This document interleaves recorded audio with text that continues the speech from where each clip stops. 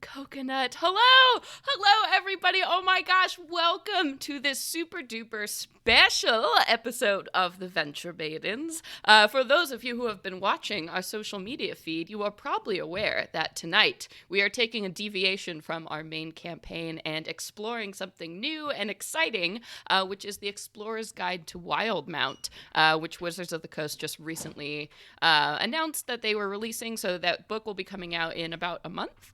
And it's really cool. It debuts the world from Critical Role, like the vast, huge setting that Matthew Mercer has put together and designed here is now available to share with the world of D&D. So we're going to touch on some of the themes in that, explore, debut a little bit of content for you. We are not doing spoilers from the main campaign, so anyone who's like, what is this? Don't worry, you're safe. Stay with us. In fact, if you have any critter friends, tell them to get here right now, because we're about to get Critical Role up in this shit. Yes, I'm very excited. I spend a lot of time reading this book, and there is just so much going on in this world and so many moving parts. I hope I can do them all justice. But that's enough of me talking. Let's do some intros here. Hey, everybody. My name is Celeste Konowich, and I'm going to be your dungeon master. My name is Brittany Quintero, and I will be your Moon Elf Warlock Arnadel Ithil. I am Katie, and I'm going to be playing Farah Valen, the Tiefling Sorceress. Hello, I'm Nassim Etamad. I'm playing your human monk, Saya Noor. And I'm Sage, and Katie and Brittany are swapped. I just fixed them. Thank you, chat, for keeping us honest, as always. Truly. And I'm Sage, and I'll be your barbarian today, Hilda. Yes! So, there's no recap, because you might have noticed we are going to be playing our characters from the main campaign. This recording is part of a podcast of event, which the Venture Maidens have been lucky to participate in a few of these. And usually what we do for these is we kind of spin them as like one-shot sort of adventures, things that are happening between the main events of the campaign here. So, in true fashion, we're starting off again here. So your old buddy, Valerius, at the Elysium Keep, approaches you all one day, the middle of likely brunch is probably what you all are doing, when he finds you and says, Maiden, so glad to have caught you here. There's a bit of a situation that I'm hoping, if none of you are busy at the moment, that you could help resolve for me. We are the situation solvers, so please, Valerius, what's going on? Wonderful. I've never called you that, but that's a great title. I think we should pick that up. Well, it's a little bit complicated, but stick with me here. So we have an agent in another place that we've been working with. They're sort of part of a sister organization, let's call them a network of information, a network known as the Lens. We have been in contact with a mage there named Caldax, who has provided us a lot of interesting information about a new kind of magic that is brewing in this place. We have been in constant communication with them as they look for something for us, but recently communication stopped. We haven't received any of the reports we were supposed to, and we are worried that something has happened. So I need to get you there, and you need to find Caldax. If they're alive, fantastic. Get that final report from them. If they're not, well, we need to know so we can invest our resources elsewhere. Okay. Well, Any Yes. ideas on where we would start looking for him, Caldax? Yes, so my plan is to send you to the last known location of Caldax where they sent over their last communication, and hopefully they're still nearby to that area. I'm sending you to a place called Wildemount. It's a continent that is, well, highly dangerous, for lack of a better word. There are many factions that could have interfered with Caldax, and any number of them might have caused him trouble. So hopefully you'll get there and figure it out from there. I'm sorry I can't provide you with more. What does this Caldax look like so we know what we're looking for? They're an elven man, stand about 5.5 feet tall, usually wearing robes or the traditional armor of the Kryn dynasty, which is sort of a bug-like carapace. It's horrible. You can't miss it. Truly. Okay.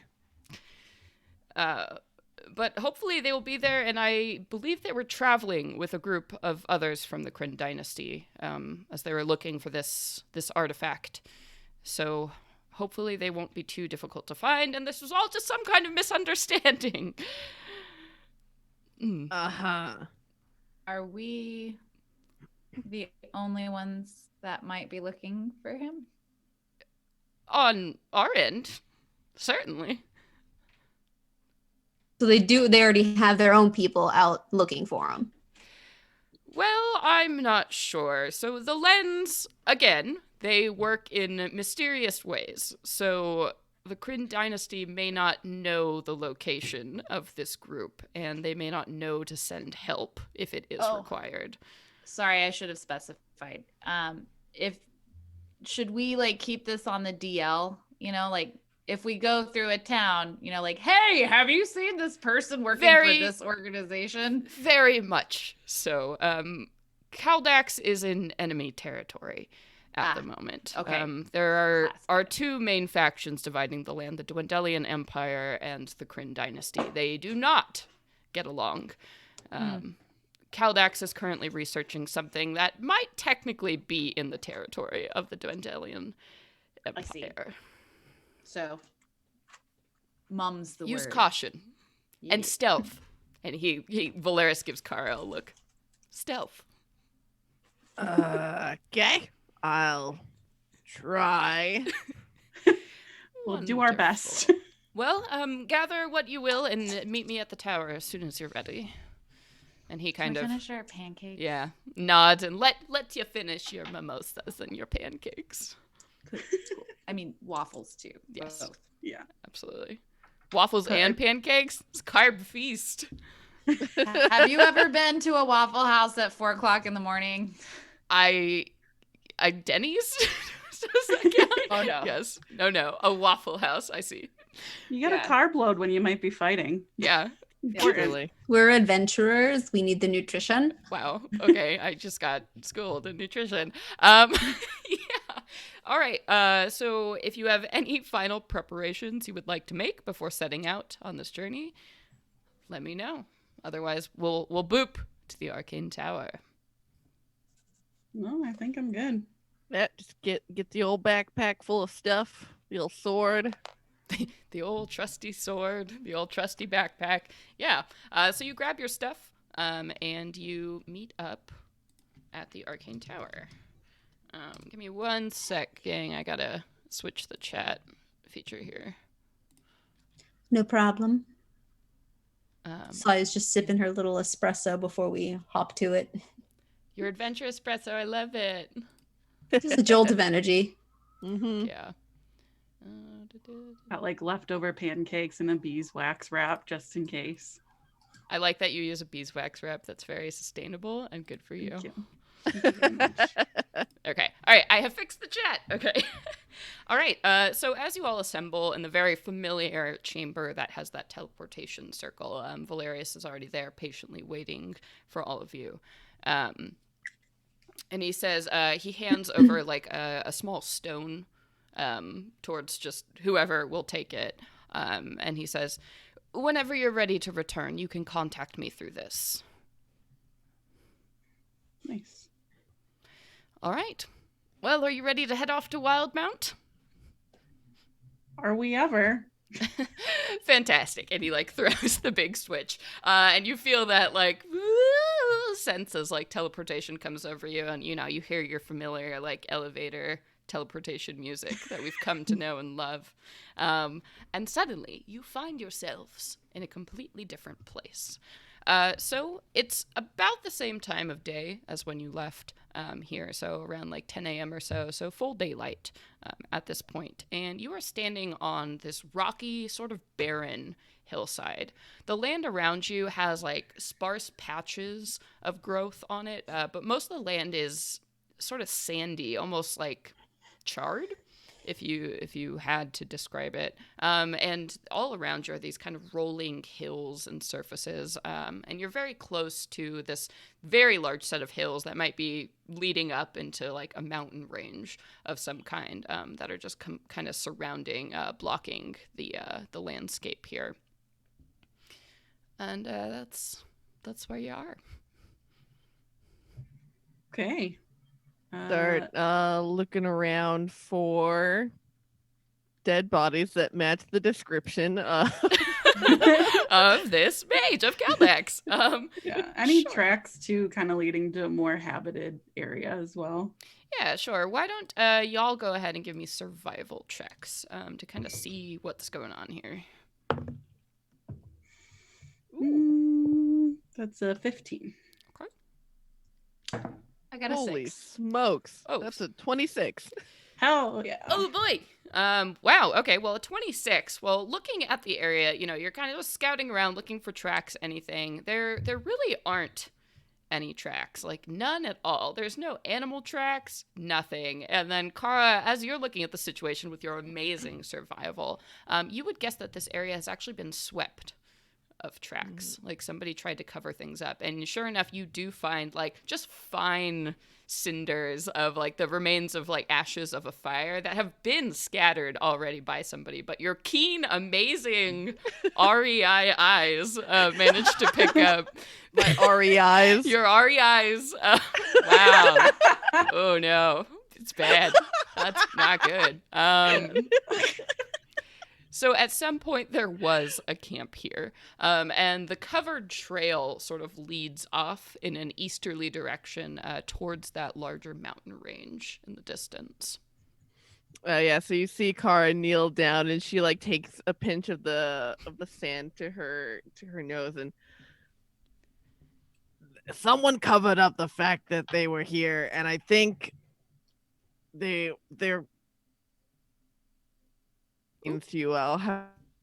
She points it out. So I think we got to go this way. And starts leading the way towards the east. Yeah, absolutely. All right. So you all kind of wind your way closer towards these mountain ranges, and you walk for about 30 minutes, like as the mountains are getting larger and larger, looming in front of you. And then go ahead and make me some perception checks. Oh, not as good. Natural 1. Oh boy.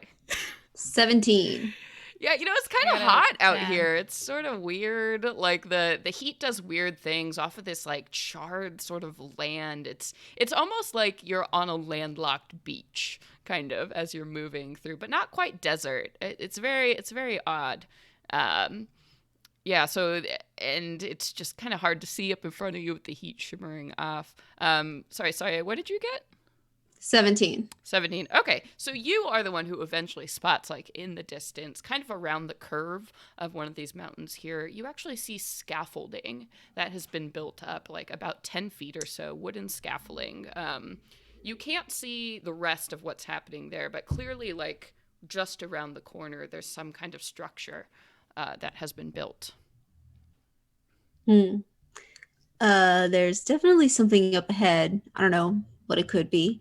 I just see a little bit of a scaffolding, bit of a roof, probably leading into somewhere into the mountain. I could try to fly up ahead and get a closer look from a bird's eye view, but I don't know how much detail I can get from the sky. Kind of just feel like flying. I kind of just really, hey, thank you everybody from Nerd Immersion for rating. Welcome. Oh, hey, what's up? We're just starting our adventure in the new world of Wildemount, the upcoming Explorers release. So stick around. We're just getting started. Mm-hmm. All right. So sorry, you want to take to the skies? Should I take to the skies, guys? Do it! Okay, yeah. Okay, I will. what do your wings look like? This is your first time you're using them.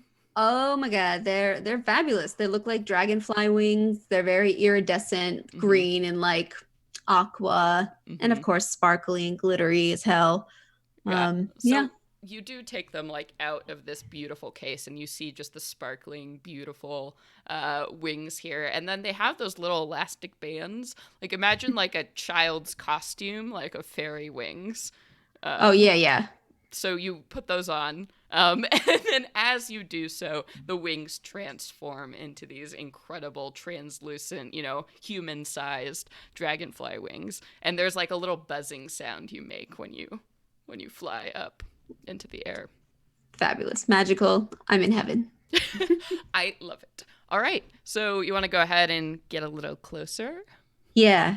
So are you trying to do this sneakily or like just going up really high? What's your strategy here? I mean, I don't know how sneaky you can be unless there are clouds, some kind of coverage in the sky. There really aren't. You could like stick kind of close to the mountainside and like try. Right. Okay. We'll do that. Sure. So give me come from round the back. Yeah. Round the back.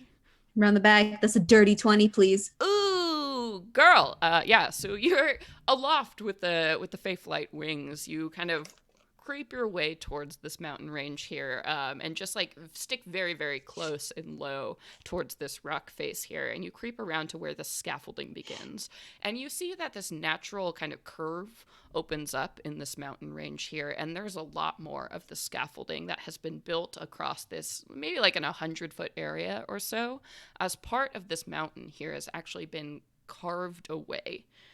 And you see that there's a large like tunnel entrance towards something else. But at the base where all of the scaffolding is, there are actually a series of tents here. So just kind of giving a cursory glance, this looks like some kind of like archaeological dig site here. You see that like packs of provisions are stacked up by these tents.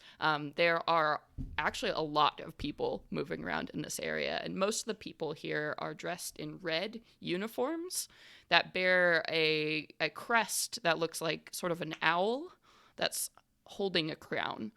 And all of these figures are armed, and they seem to be guarding the campsite here. There's a bunch of them that are posted up at the entrance to this cave. And then you see one of the larger white tents has a bunch of these guards posted at the outside here, and the rest are just sort of aimlessly like wandering around the small camp. Wow. Is it like carved into the mountain going down like below ground level, or like into the side of the... So into the side. So if you all have ever seen like those National Geographic features on like excavating Egyptian tombs, that's sort of like what you're getting here. So it's kind of a higher up point. And rock has been specifically chiseled away to reveal this tunnel entrance leading into the mountain. Okay. From my vantage point, can I spot any quiet ways that we could enter this area and like form a path through the maze in my head to get to not the tent? Okay. So looking at the area, I mean, it's all pretty compact. This is like the camp itself is a circle that's like directly in front of this tunnel here. So there's really no way to get to the tunnel without moving through the camp. But there are a few of these large tents out in the area, so you might be able to like sneak by and like climb up if you can deal with the guards like just standing post inside the tunnel, or at one of these tents, perhaps. It'd certainly be tricky in full daylight. Okay. Well, then I'll return back to the Maidens and report what I've seen. Everyone, there is some kind of camp up ahead. It might be the Lens people, the group, but I don't know. They seemed a little bit more on guard than I guess I would expect them to be. But there's a tunnel leading into the mountain, and there's also some special tent that everyone is guarding, or at least a few guards are standing around. And I explained the owl with the crown. Does anyone recognize that? Does that sound familiar to anyone? I'm going to also make a knowledge. History? Yeah. History, I'll do okay. History as well. Yeah. I'll give guidance to Arnadel. I got a 19. Okay. What does guidance give me? It's a +4. +4? Okay. And then where is... Oh, I see. So I got a 17. Okay. So You get the same say, number. with the 19, you happened to see in the tower when Valerius was like about to send you away, there was a book that was open on the table, all about Wildemount, the continent of, and some of the various factions to watch out for. And you know that the symbol of the owl, like above this crown with kind of like the two sheaves of wheat on either side, that is the symbol of the Dwendalian Empire. So of their military force. Which is definitely not the Kryn dynasty, which Kaldax belongs to. Yikes. Okay. I mean, is this something that we want to try to figure a way to like go in invisibly or something like that? Or do we want to schmooze our way or have a backup plan in case for some reason we get caught? I could try to like stealth my way into, I don't know, the laundry tent and steal a couple of their owl robes. I mean, yeah, if we can get some, that could definitely help us. Because from what you described, it doesn't really seem like Wait, it's gonna be Or easy like to at stealth night, in. wait for them to we could derobe. pretend that we're like lost and like seek. Do we know anything about them?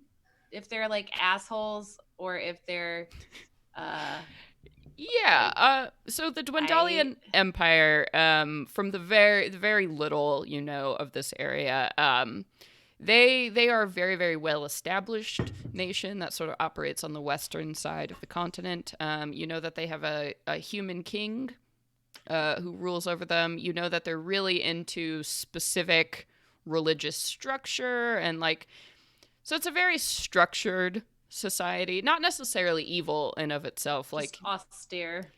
yeah. But you know they very intensely dislike the Kryn dynasty and are currently at war. Yeah, I don't think we want to make our presence really known to these people. There's a very good chance that they kidnapped this guy and he's just in there somewhere. Yeah. And Saya, you would have guessed that there are probably about 50 guards altogether at this camp. Cool. Okay. Yeah. That's the kind of vibe I got. Yeah. Based on their history and what I saw. Okay. Or maybe we'll at least find some kind of clue as to where he is if he's not there.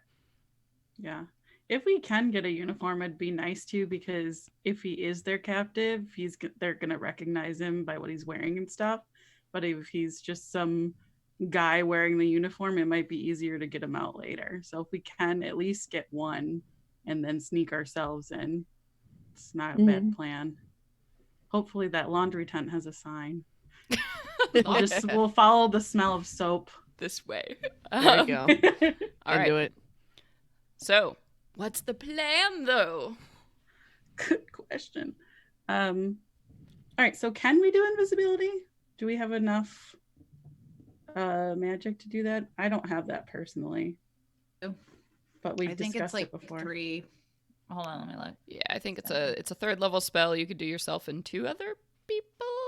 3 other people? I think I 2 other people. automatically Visibility is a level third up. level spell? So hold on. So It is a 3rd level spell, and I am at level 5. And at 3rd level or higher, you can target 1 additional creature for each slot above. Oh yeah, so would be. So would be I get 3 the total. automatic high, but hold on. So how many people is that? So at 5th So 3. level, 3 people. including myself. Yes. Yes. So 1 person couldn't go with you.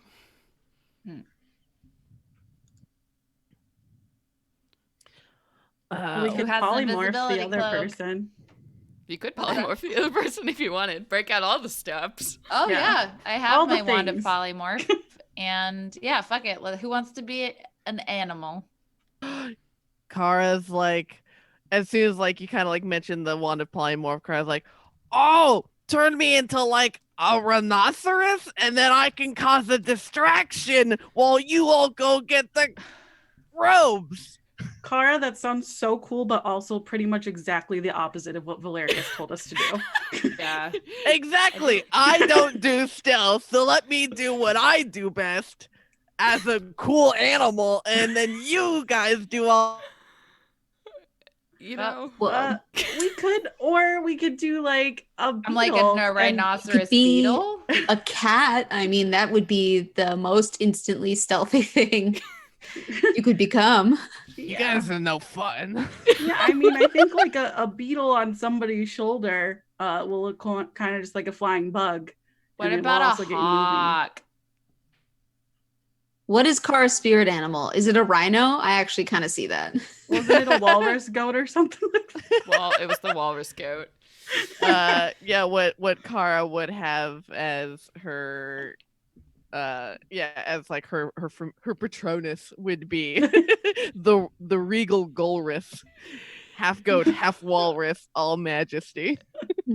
God. Noise those things All right, make. Kara, you make the decision. What would you? What? There you go. So we're using the wand of polymorph. Arnett, what does it look like when this happens? We've Well, used I it so mean, Kara- rarely. Yeah. What are you polymorphing into? Or are we doing a rhino? A rhino? Yeah. If that's the rhino. case, we're riding on you, invisible like. Oh my god. This is horrible. This Plan. is so good. This Oh. is the best. We're Don't gonna worry. be invisibly riding your rhino hide, which is actually kind of tight. Like I'm kind of excited about that. Yep. That So sounds I am fun. a black rhinoceros. Black rhinoceros. All right. So, all right, rhino. I feel like the wand of polymorph, because since it's attuned, right? I feel like whatever bond you and I have, the magic would kind of like be some kind of aura or extension of that. Mm. Very I cool. feel like like sparklers, yes. like 4th of July sparklers. Yes. I feel like it's like delightful and fireworky and sparkly. So I feel like whenever I bust that a horrible looking wand of polymorph, which Oh yeah, it's really got a is- dead toad, petrified toad It's strapped tragic. to it.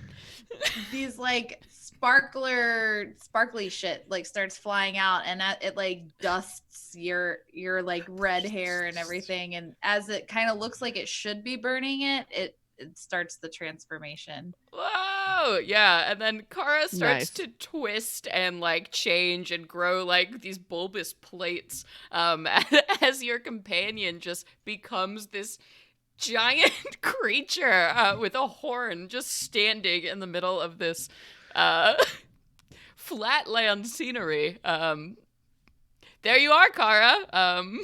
Immediately eating grass. Yeah. You find like a nasty, like shriveled patch, and you're just chewing it.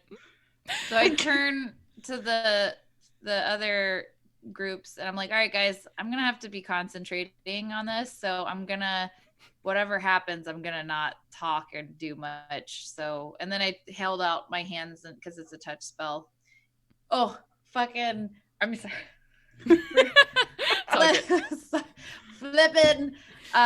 We're gonna put our hands like in a huddle, like the go team Yes. situation, because I have to touch you both, I'm pretty sure.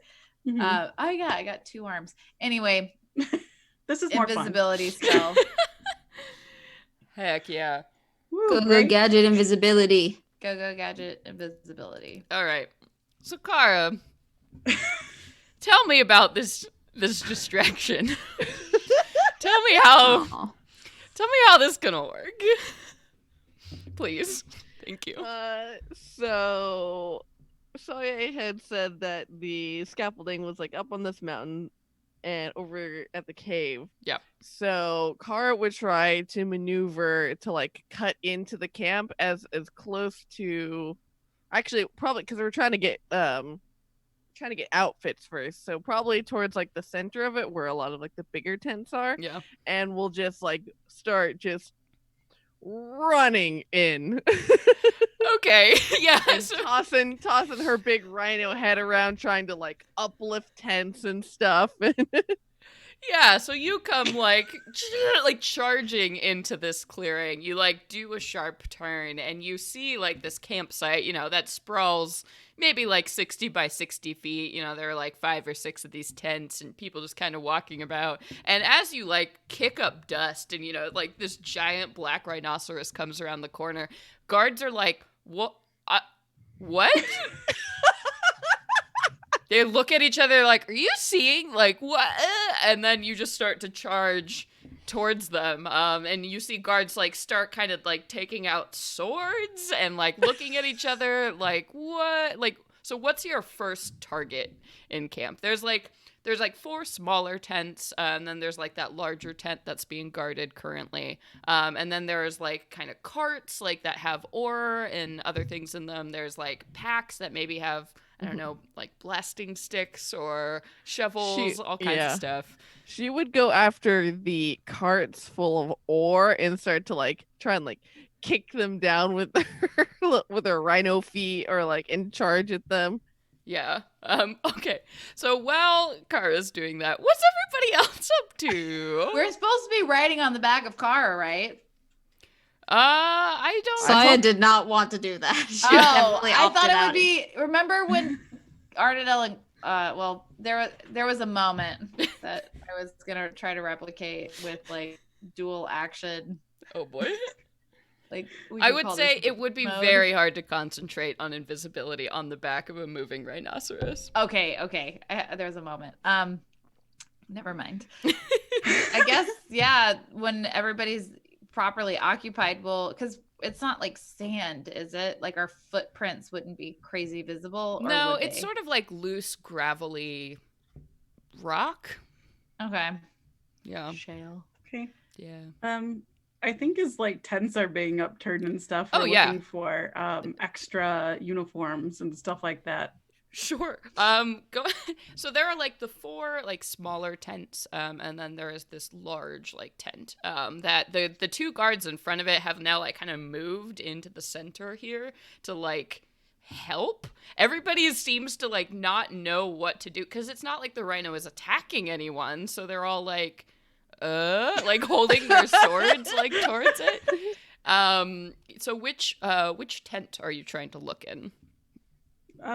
Probably one of the small ones. I don't think they're heavily guarding uniforms. Probably an important person. Yeah. So Yeah, so you kind of like creep around and you poke your head into one of these tents here. And it looks like sort of a mess hall area. So you see like lots of bins, you know, with different like water at varying levels of soapiness, and lots of like dirty cups and canteens like shoved kind of in this bucket, with these very like rustic tables and chairs set up here. And you do see that in one corner there's like a washboard area that has like a bunch of like drying racks laid out of all these like once dusty clothes kind of lined up here. Way to go, Farah. thank you. I First followed the nose. Yeah, I'm just gonna go and just like is there anyone in the tent still, or did they all run out? No, to everybody's like rhinoceros running out to debacle? be like, Great. what is happening in the center? Yeah, The gonna- only guards who seem to be like really sticking to their post are the one like in the tunnel that are kind of like looking down sort of on the balcony like at the situation below. All right. Yeah, then I'll just try to, with everybody else, grab one for each of us plus 1. Yeah. The You can grab some like nice, you know, they're damp instead of sopping wet. I'll give Great. you that. Thank you. Just sweating a really hard day's work, you know. Yeah. All right. And then I guess I'm just gonna make sure everybody's got what they need, and we can run back out to see what's happening right now. Yeah. Are the guards by the white tent, if we could see it, are they still holding their post, or are they distracted? Yeah, the guards by the white tent have also like kind of joined this mass in the center here. So like as you're exiting this mess hall tent, and all the guards are just kind of like doing this like around the rhino at this point, you see a woman steps out from one of these smaller tents here. And unlike everyone else, she's not in this red uniform. She's in these very fine, like gold and silver, like braided robes. Clearly very wealthy, this half-elf woman. And she's holding a book under one arm and kind of pushes her spectacles up and speaks very quietly, yet with such power that everyone immediately like stops. And she's, "What's going on here?" And all the guards are like, And then, Kara, I'm going to need you to make a wisdom saving throw for me. Okay. Oh, okay. 23. Okay, so she flicks a hand, like, at Rhinoceros Kara, clearly expecting something to happen, and you, Kara, feel this magical wave sort of move over you, but you manage to push it off, and she sort of frowns and says, "Attack that creature. It is not a normal beast." And we're gonna need to roll some initiative. All right, guys. Ooh, 9. Ugh. 11. Okay. 11. 50 Sorry. What was that, Katie? 9. Okay. And Brittany? I got a 15. Okay. All right. Sweet. Just double check all my names here. Keep them straight in my head. Okay. All right. Yeah. So the lady is just like surveying this situation right now, and she's like, "All right. Well, let's try something else." And Kara, I need you to make another wisdom saving throw for me. Fantastic. Damn, 23 again. Oh shoot. Oh man. So with polymorph, you don't have to roll with the stats of the rhino, or are those the stats with the rhino? I'll look at polymorph in particular. Yeah. I'm not sure. Yeah. Okay. 5, But 8. while that is happening, invisible cadre, you see that now, like, this woman has stepped forward and the soldiers are clearly intent on attacking the rhino. Are you going to engage in the combat and blow your cover, or try and do something else? Not yet. Okay. For me. All right, then we come to Arnadel. Okay. So what would you like to do? I keep on focusing. Although, yeah, I can cast other stuff, just not another concentration spell. Correct. I'm gonna turn on. It would cancel your invisibility though if you cast a spell. Yep. My You can't wisdom save attack isn't- or cast a spell. Can I use detect magic eldritch sight? Yes, you can use your Eldritch Invocation. Okay, so I'm just gonna look at her and see if I can get a read on what kind of magic-y person she is. Sure. Yeah. You kind of blink open, and as you look at her, one, she has a lot of magic items on her person, and two, you see a glowing arcane like core within her. Like, this is a very powerful spellcaster standing in front of you. We're talking like archmage status. Is she human? She's half elf. Oh, okay. So just kind of look, and I'm just. You also, with your detect magic, even from here, you would see that there is something so freaking magical in that tunnel. Like, you can't see what it is, but like this like gold artifact aura is just like pouring out. Like it's like beam. Yeah. Like it's like, hello, okay, hi, Beeman. I'm here. It's like coming at you. While I'm here, I'm gonna take a quick cursory glance to see if maybe there's any other notable things that I should ping in the back of my mind. Sure. So coming from that white tent that's close by, you can tell that there's another spellcaster in there. Not as powerful as the woman in front of you. And that glow hasn't moved very much with all the commotion. No, they've stayed perfectly still. Oh, noted. I'm like, elven magic. So I'm gonna make all that, and then with my telepathy ability, I'm gonna silently communicate this to everyone and just be like, bing, bing, bing, bing, bing, bong, bing. I'm staying put, not moving. You hear bing bong in your head, everybody. All right. Yeah.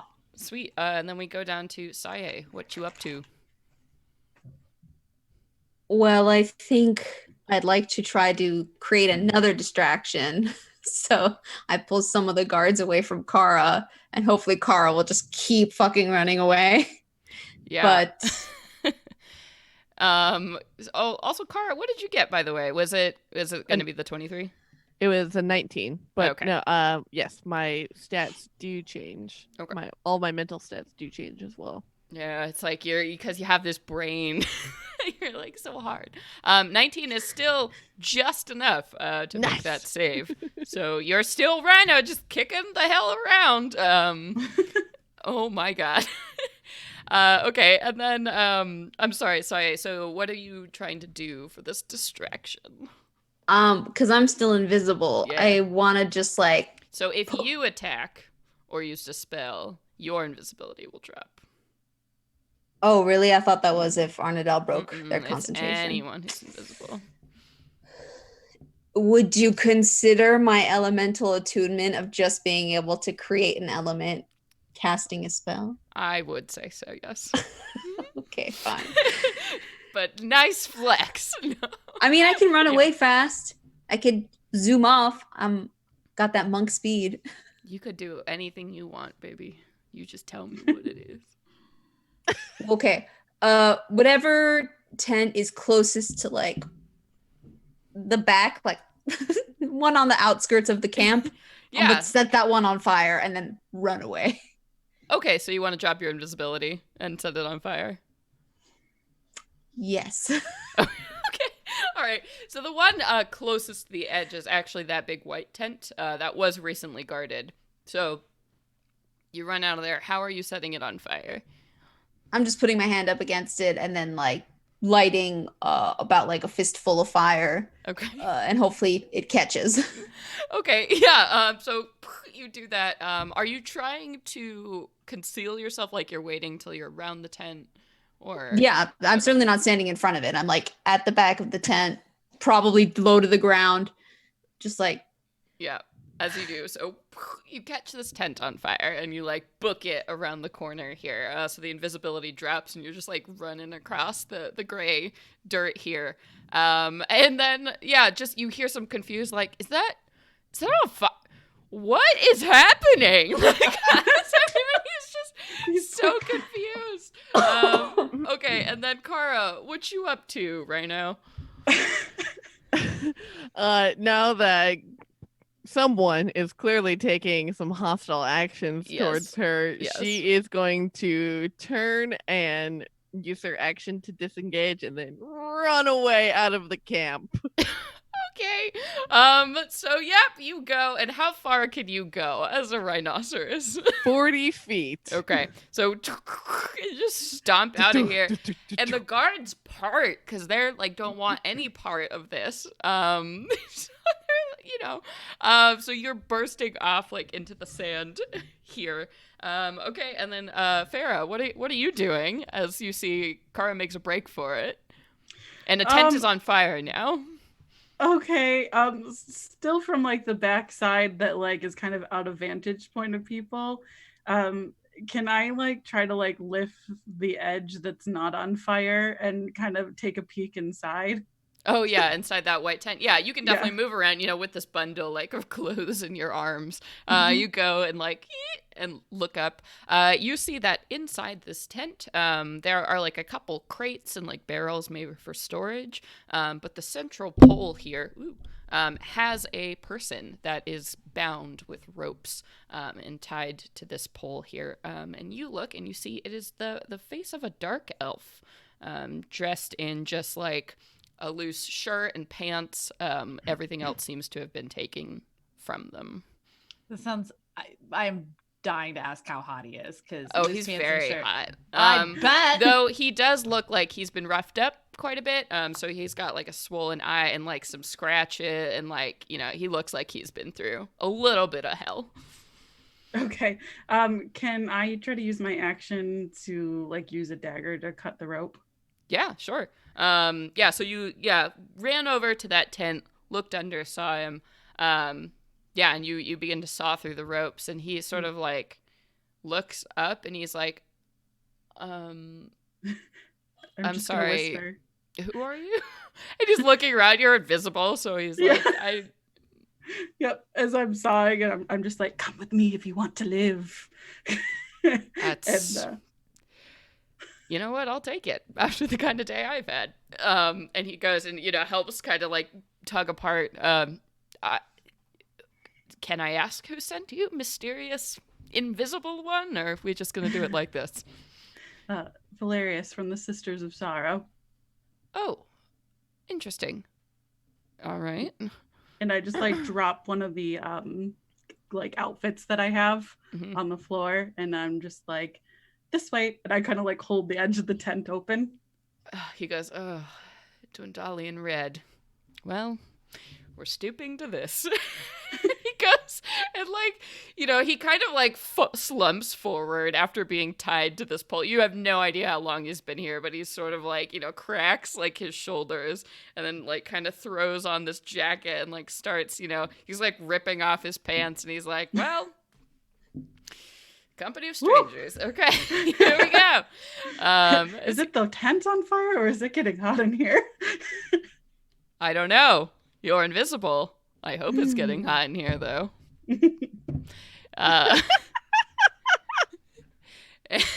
And so he puts on this outfit, and he's like, "Okay, but we can't leave until we get to the tomb. You do understand that, right?" And yeah, I think we had a plan, and it was very loud, and I think now we kind of go away and then maybe recoup and come back. Got it. Okay. Yeah, and he goes and, like, kind of pokes his head out. He's like, "What the hell is that?" Okay, great. Did you find my staff? No. Okay. Well then, fine. And he, like, looks at the chaos that's unfolding here, and you see he kind of, like, holds his hands together and, like, parts them. And he begins to focus on, like, the air in front of him as you see this shape that sort of looks like a D12, actually, that begins to, like, appear in his hands here as he, like, looks out on the chaos around this whole clearing. And then he, like, stretches his hands out and forward, and as he closes his eyes, this blast of energy moves out and kind of enfolds this space. And you see, as this happens here, everything stops. It's like time in this area in front of him just ceases to move forward. People, like, slow mid-motion. You see, like, you know, that, like, flies in the air, like, just staying in this place. So everyone is affected, except for Saya, who's run out of here. Kara, you're, like, just on the edge of this. Like, you feel your muscles kind of slow down for a moment. Arnadel, you're affected as well. And Farah, you're fine as you see this happen. And he kind of, like, okay. And then, like, starts booking it out of there. Okay. I don't know how much, if we're still doing turn order, but I would... So you have one whole action, like one whole cycle here of turns you'll get to take before time starts again. Okay. Then if he's running off, then I'm going to break my invisibility and send a message to Arnadel that basically says, I got our guy, meet up outside near the scaffolding where it's hidden. Yeah. Well, and this thought kind of, like, travels out to this area, and Arnadel, you don't hear anything. Time has stopped for you. So in a moment, your message will reach. So yeah, Farah, you kind of move following him, and then we come back up to this woman who, like, Farah, as you're, like, running to, like, get out of the camp here, you see it's so odd how everything has just stopped in this space. And then you catch a flicker of movement as this woman, she kind of, like, you see her fingers sort of, like, twitch, and she's, like, moving very slowly as she's, like, trying to reach for her staff. She's the only one doing any kind of movement as she's, like, seeming to resist this spell, but she still just can't quite make it to her staff in time here. And then Arnadel, why don't you go ahead and give me a Constitution saving throw, please, to see if you can break through this magic, this special magic. 19. Okay. So, Arnadel, your brain, like, activates, and you realize that you're frozen in place. And you're trying to, like, think through the possibility. You can see everything around you, but you can't move your body. Counter spell?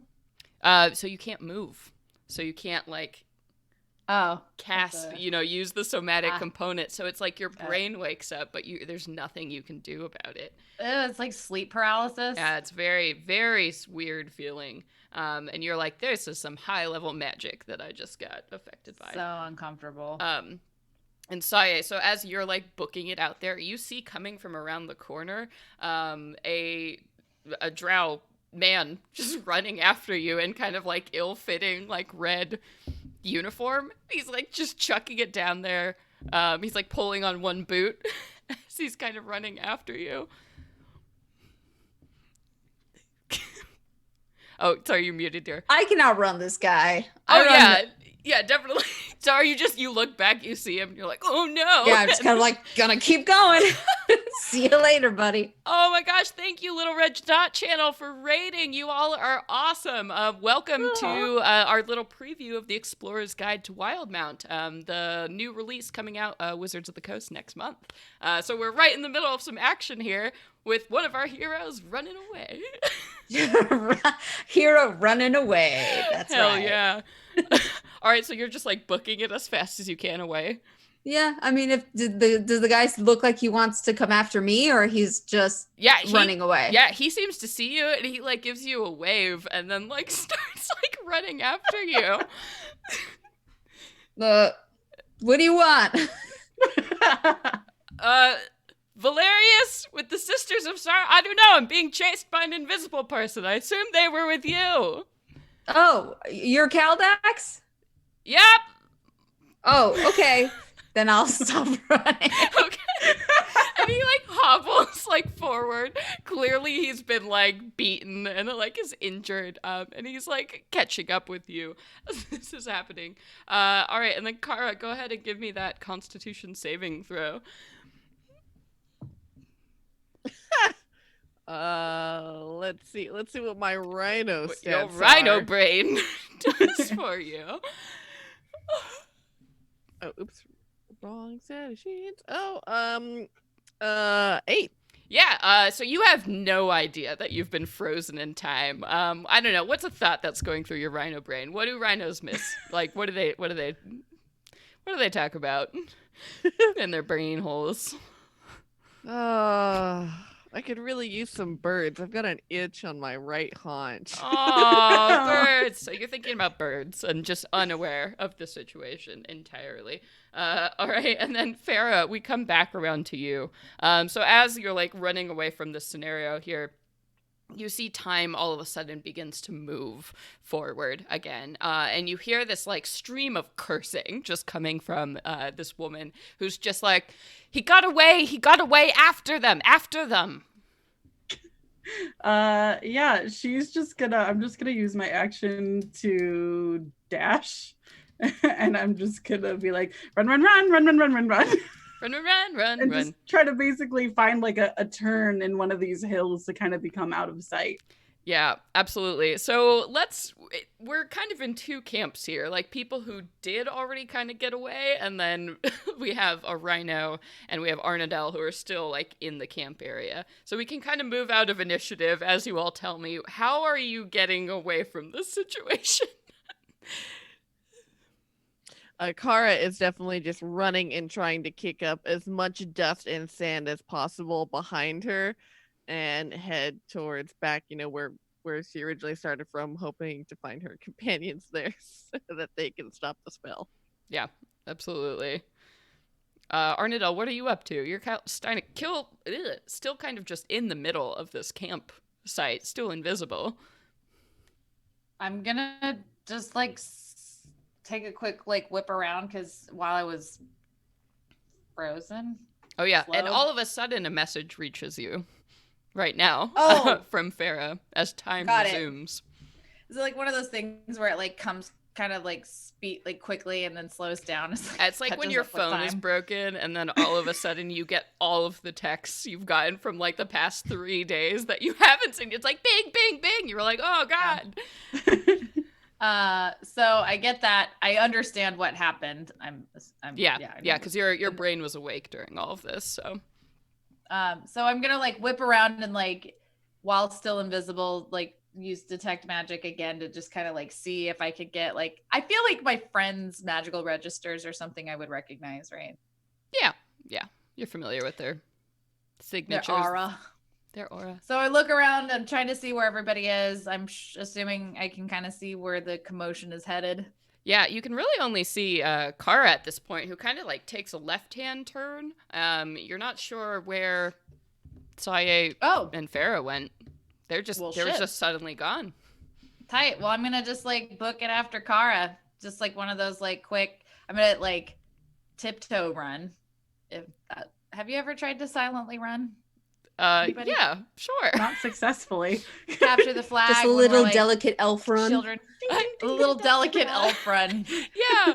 So it's definitely easy to mask your run here because so the rhino is kind of curling off to the left here, and then like 10 guards are like peeling after the rhino, and you can follow the 10 guards that are going after the rhino, whereas a bunch of other guards now are like trying to put out this tent, and this woman is like trailing along after like these 10 guards towards the rhino to kind of like observe what's happening here.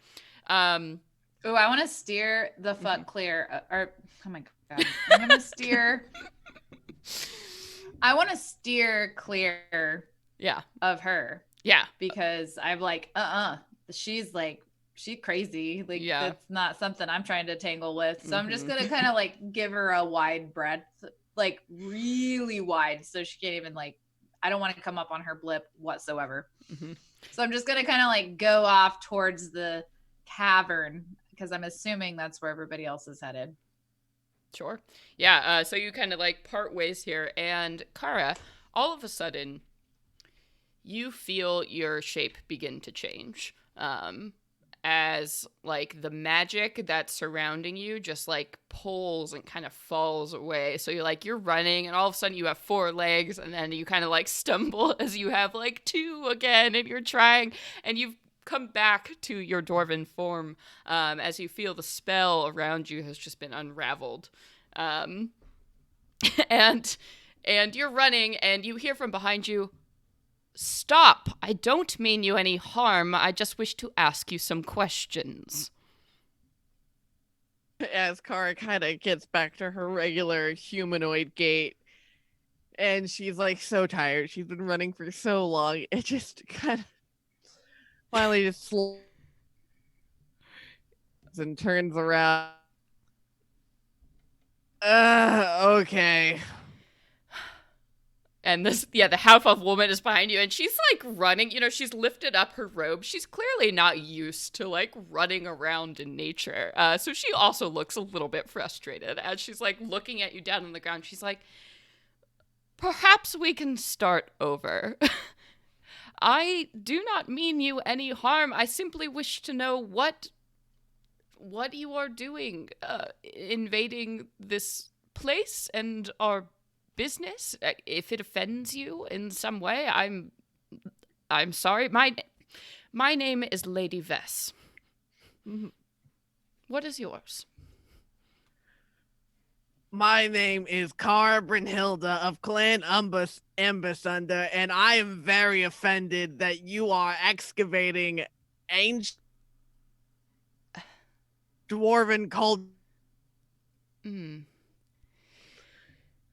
Well, my dear, I do apologize for any duress you think I may be causing you, but these are by no means dwarven ruins, and in fact, this territory, all of this is property of the Dwendalian Empire for whom I represent. Certainly you have heard of me. Uh-huh. And who do you think was here before you? Dwarven people whose... Go ahead and make me a deception check, Kara, as you're like an environmentalist, like dwarf trying to make this case. I love this, by the way. This is very good. She's like, "Oh my god, how do I tie up this woman?" It's like, aha. So that is a 19. Okay, yeah, so she's just listening to you very patiently. Well, I see.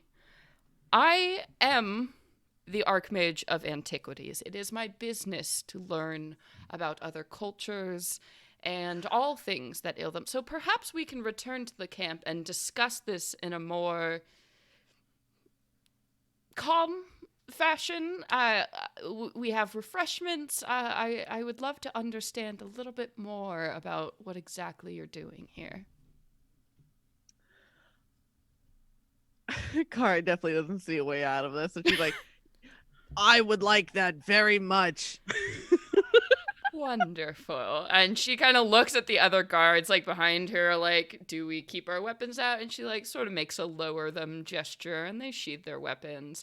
And she does the thing where she like walks sort of behind you and kind of puts a hand not like on your back, but you feel yourself like being ushered. You suddenly feel very trapped somehow, as she kind of leads you back into this camp to discuss your environmental concerns.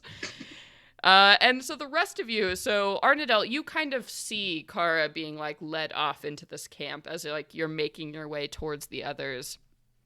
I think Farah and Saye, you have this companion now who's kind of running by you. What are you doing? Are you kind of like trying to find a hiding place or keep running? Or all right. Yeah. Make me some either like perception or survival, something to find like a good hiding spot. That's gonna be 16. 18. Oh, okay. Yeah, so between the two of you, like you managed to find like a great like rocky kind of overhang, like a small cave space that you can definitely duck into. That would avoid notice by people just giving it a cursory pass. So Arnadel, Saye, Farah, and now this dark elf who's been following you around. You're kind of shoved inside this little cave, and he's like, well, that probably could have gone a little bit better than it did, but I appreciate the rescue. No problem. Now we just have to figure out how to get Kara and this artifact. What is this artifact? I'm Farah, by the way. Saye. Caldex. It's a pleasure to meet Farah. You were the one who freed me. Thank you. Happy to help. Your voice does not do you justice. Thank you. But Damn. still, Okay, passive aggressive. flushes a little.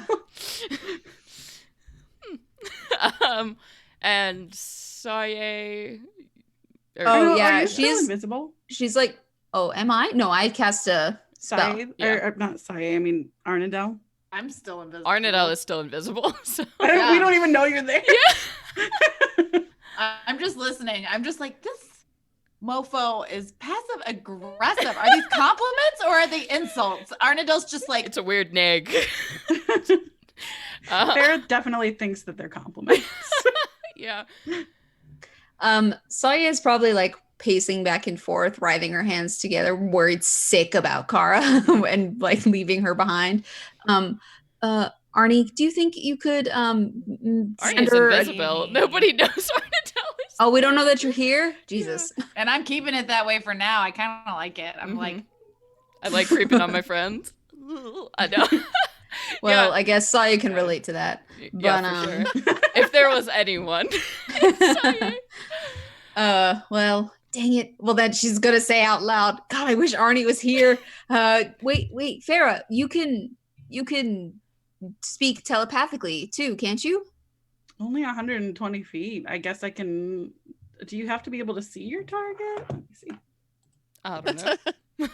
Flips through her Yeah, I have book. to point my finger towards the creature to do Okay. it. Yeah, well, So, Caldex will kind of like look at you both and be like, well, I'm not sure how much Valerius told you, but I am, well, sort of an archaeologist by trade, and this site was very rudely interrupted by the Dwendalians, who went ahead and sent one of their Cerberus cronies here to interfere with everything going on. It is imperative that you get me into that tunnel, and I get into that tomb. okay. And I'm not leaving until that happens. Fair enough. We gotta turn back to get Kara anyway, so we may as well pick up a fancy artifact while we're there, I guess. Do you have any bright ideas about how to take them on? I mean, the Cerberus Assembly aren't people to mess with. They're the most powerful archmages. Well, certainly in this country. You know, we're kind of He a gives you. run-in with a rhino sort of crowd. Yeah, I So got. No, I saw offhand, that. Well, I mean, I think first things first. You're looking a little rough. Could you use a heal? And I hold out my hand to him. That would be fantastic. I've had the crap beat out of me for days at this point. Awesome. So I'm gonna put my hand on my pendant and my other hand on his bicep, and then I'm gonna cast the 4th level Cure Wounds on him. Yay! 5 plus 7 is 12 plus 1, 13 plus 6 is 19 plus 5 is 24. Yeah, and as you like cast this on him, you see a lot of like the wounds on his face in particular, begin to close up, and bruises sort of like go away, and he takes a deep breath and he's like, "Thanks, that's much better. Did you all happen to see any other of my party, or they probably killed him?" Oof, grim. No, we pretty much ran in with the rhino and then grabbed you and then ran away. So Great. okay. Okay. You've got a staff you're looking for, 2 staff, people, artifacts. What They- happened? Well, so I got a piece of intelligence that something of interest to my people might be buried here, and sure enough, I got to this place. We were digging out this tomb that predates the age of Arcanum.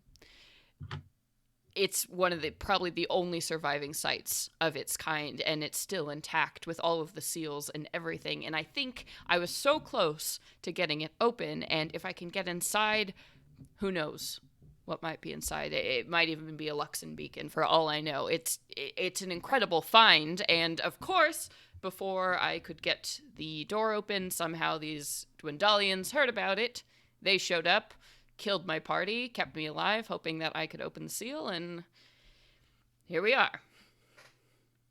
They've been trying to open it for days, but, well, Lady Vess is not as clever as she thinks she is.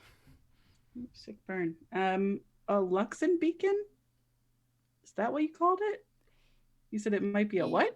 You're not from around here, are you?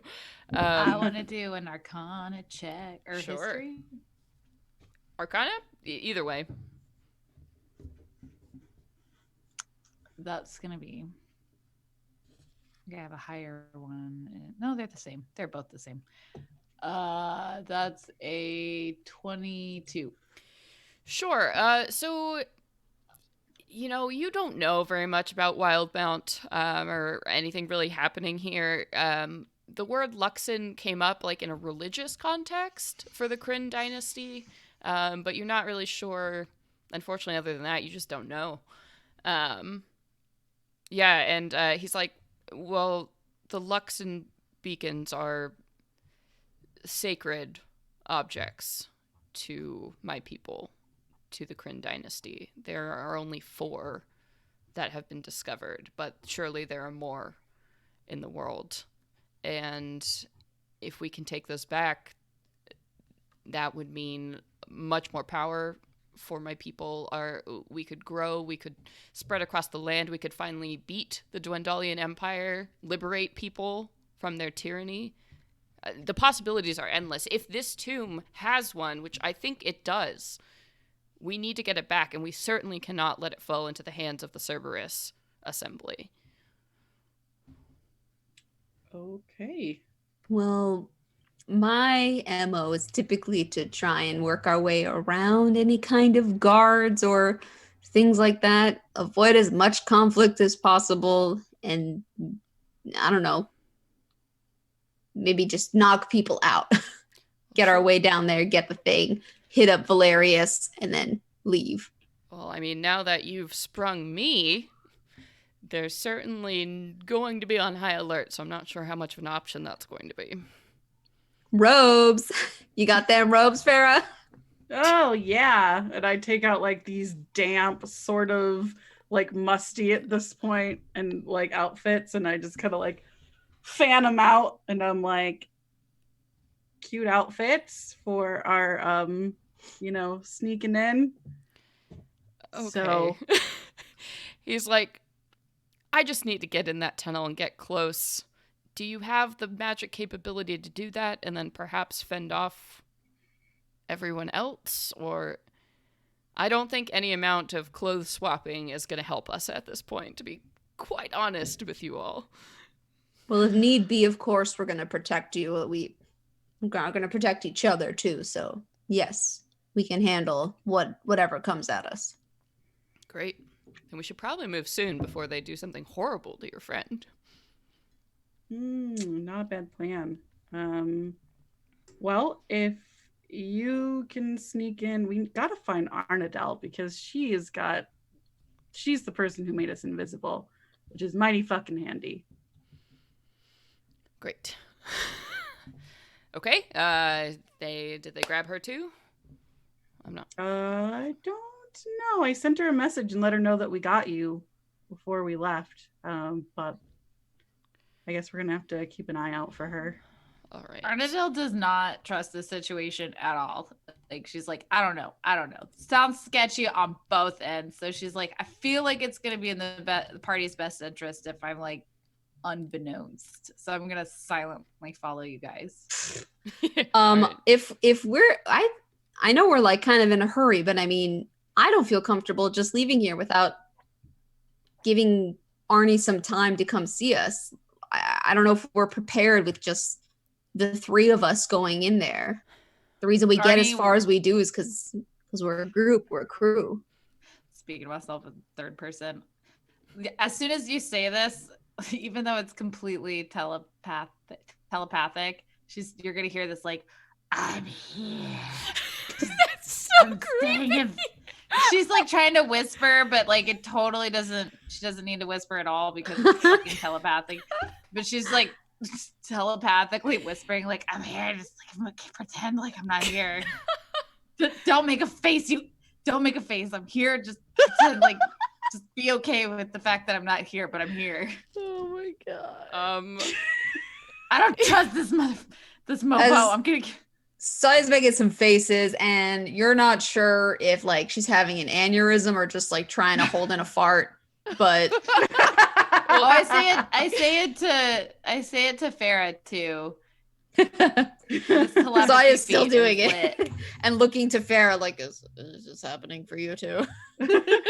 Farah turns to Sai and just kind of cocks her head to the side and gives like just this big like fake ass smile, and she's like, well, let's see, what else do I have in my back pocket? I'm really good at healing and big explosions, but do you have any means to sneak yourself in? I mean, I could get there, but I would need you all to keep them off me until I can get that gate down and get in there. It's not going to be stealthy. All right. I mean, I'm a big fan of the big boom. The more Dwendalians we can take out, the better. In my opinion. I don't really have a foot in your altercation.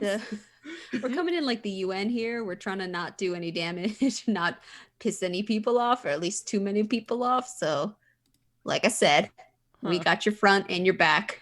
Let's get on with this. I think we'll be okay. We need to find our people along the way, but we'll be good. Okay. Well, do we want to give this Arnadel more time, or? Hold on, I was looking at something real quick. We're not by the mouth of the cave, are we? You're sort of, it's a very, no, you're in a very, like, small cave, like, way off to the side, away from the main camp right now. How far away are we from the cave?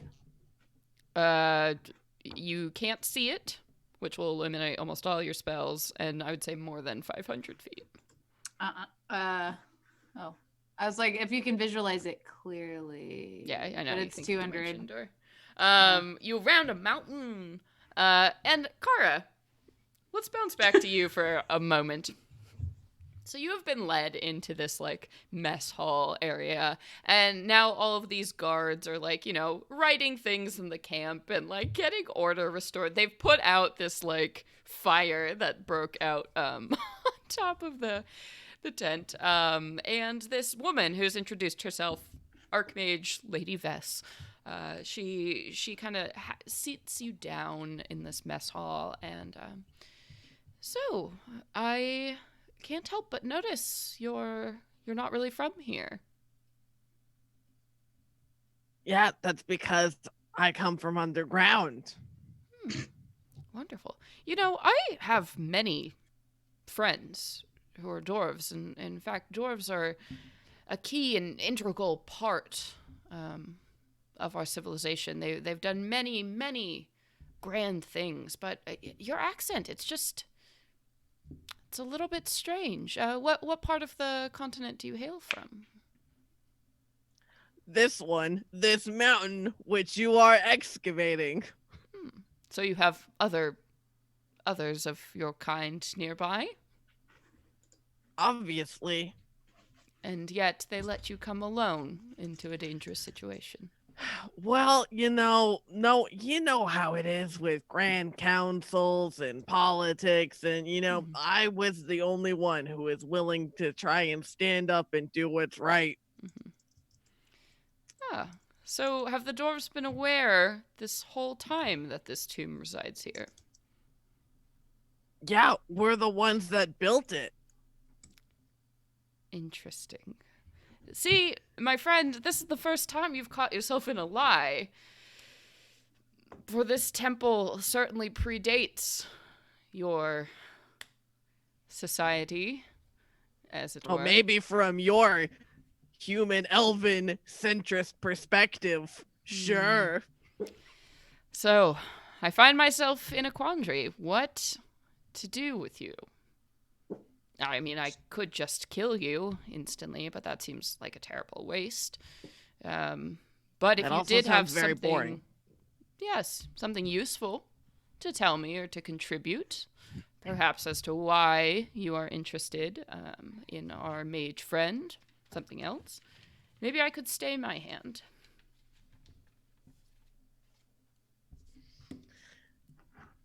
Kara lets out a big sigh. As you said, I'm not from around these parts, so I have nothing to offer you. Nothing you would be interested in. You are clearly very powerful yourself, and anything that you want, you probably already have. So, do what you will. Send a poor stranger off into this savannah. What's it to you? So you refuse to tell me why you're here to free Caldex?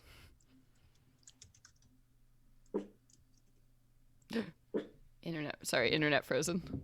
What was that? Who's Caldex? I see. Well, I suppose then our conversation is done, and I shall have to decide what to do with you at a later date. How unfortunate. Let's see. You seem to be a fan of polymorphing, so how about this? I would like you to go ahead and make me a saving throw. Let me double check. True polymorph.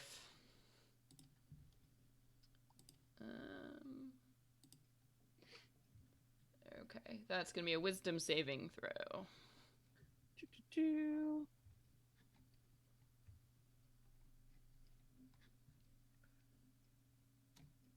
19.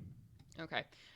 So you try to go against the will of this creature in front of you as you feel this magic begin to stretch your body in an all too familiar way at this point, but it's a feeble attempt as you feel the magic just come over you once again, and you find yourself in the form of a tiny little white mouse. All of a sudden, and she kind of produces like this, she reaches around like a glass mason jar that she kind of puts over you on this table. And you see, she leans down and her big ol' eyes looking at you. She's like, if you change your mind and want to talk, we can just do this over and over again. And I can think of something a lot more creative for next time too. You just caught me at a bad time. She like kind of taps on the glass and it like rocks your tiny body as this loud tapping noise surrounds you. And she exits the tent. The rest of you, what's the plan? What are we doing? I'm gonna reveal myself. Caldax goes, Yeah, I didn't know you were there. Arnadale's still very socially awkward. She's just like, I don't know, this is really nice. It's easy. I kind of want to be invisible more frequently, to be honest. Hi. Been following. Hello. I don't have that much magical zhuzh. But I do have this sick wand. She pulls out the frog, nasty frog. And she's like, I don't know, you guys want to like turn into something less obvious than ourselves and just like How many more times can you use that thing? a lot. Yeah, it's got a lot of charges on it. Oh. It renews at dawn. I haven't used it for months. You all seem to be new at this, so perhaps I propose something. Sure. Why didn't you come up with Arnadale's like Why don't we get to the edge of camp? I will get myself into that cavern.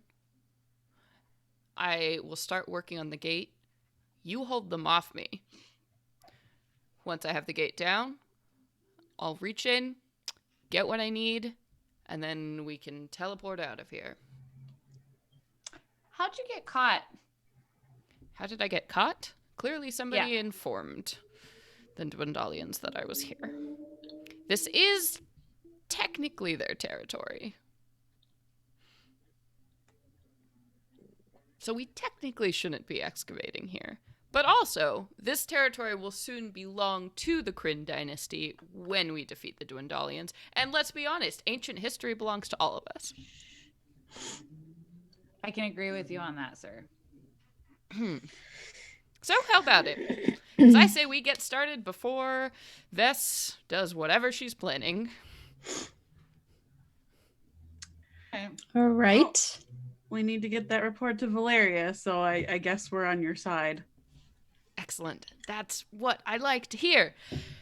Now let's go. Actually, you have any more of that healing in your back pocket? I could use a little bit more. Greedy. He's got like a swollen eye. We just met. Yeah, I'll give him. I can do another 48. Heck yeah. All right, 8, 10, 14, another 19 points.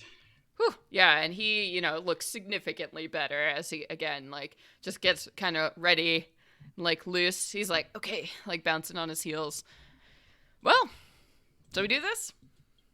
We're wearing the robes, right? Yeah, if you want to be. Our stolen robes. I definitely am, and I also underneath that robe, I am wearing my cloak of mountebank. Nice. Bank. Yeah, just in case. Just in case you got to get away from the situation. Yeah. Yeah. All right. Absolutely. So if you all don't stop him, he's going to walk out of this cave and like just head right back to the edge of that camp. All right, so I guess we're doing another distraction and killing a bunch of people because it seems like there's not going to be a way to stop this. So And Caldex gives you a big thumbs up. Farrah's like, you look less cute by the second, and just kind of like waves him off towards the cave. Oh, don't be like that. Arnadale's just like shaking her head in silence, like, man. Too bad I only have 2 more spell slots. Otherwise, I'd just go back to being invisible. Yeah. Ew, this is lame. Can I cast that shit on him unwillingly? No, it has to be a willing target, I believe. I think I can cast it. No, because that Madam Okay. Mommy, what's her name? He just has to make a DC save, doesn't he? Oh, What? polymorph? Yes. Oh, You can- polymorph. I thought you said invisibility. I was like, you. Oh, no. Polymorph. I kind of want to turn his buns into like a butterfly or something and be like, you're going to do it our way because we're here to rescue your buns because you got caught. This is just a Don't make polymorph your episode. problem ours. All right.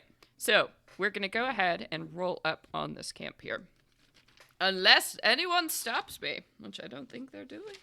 Should No, I? I guess battle royale.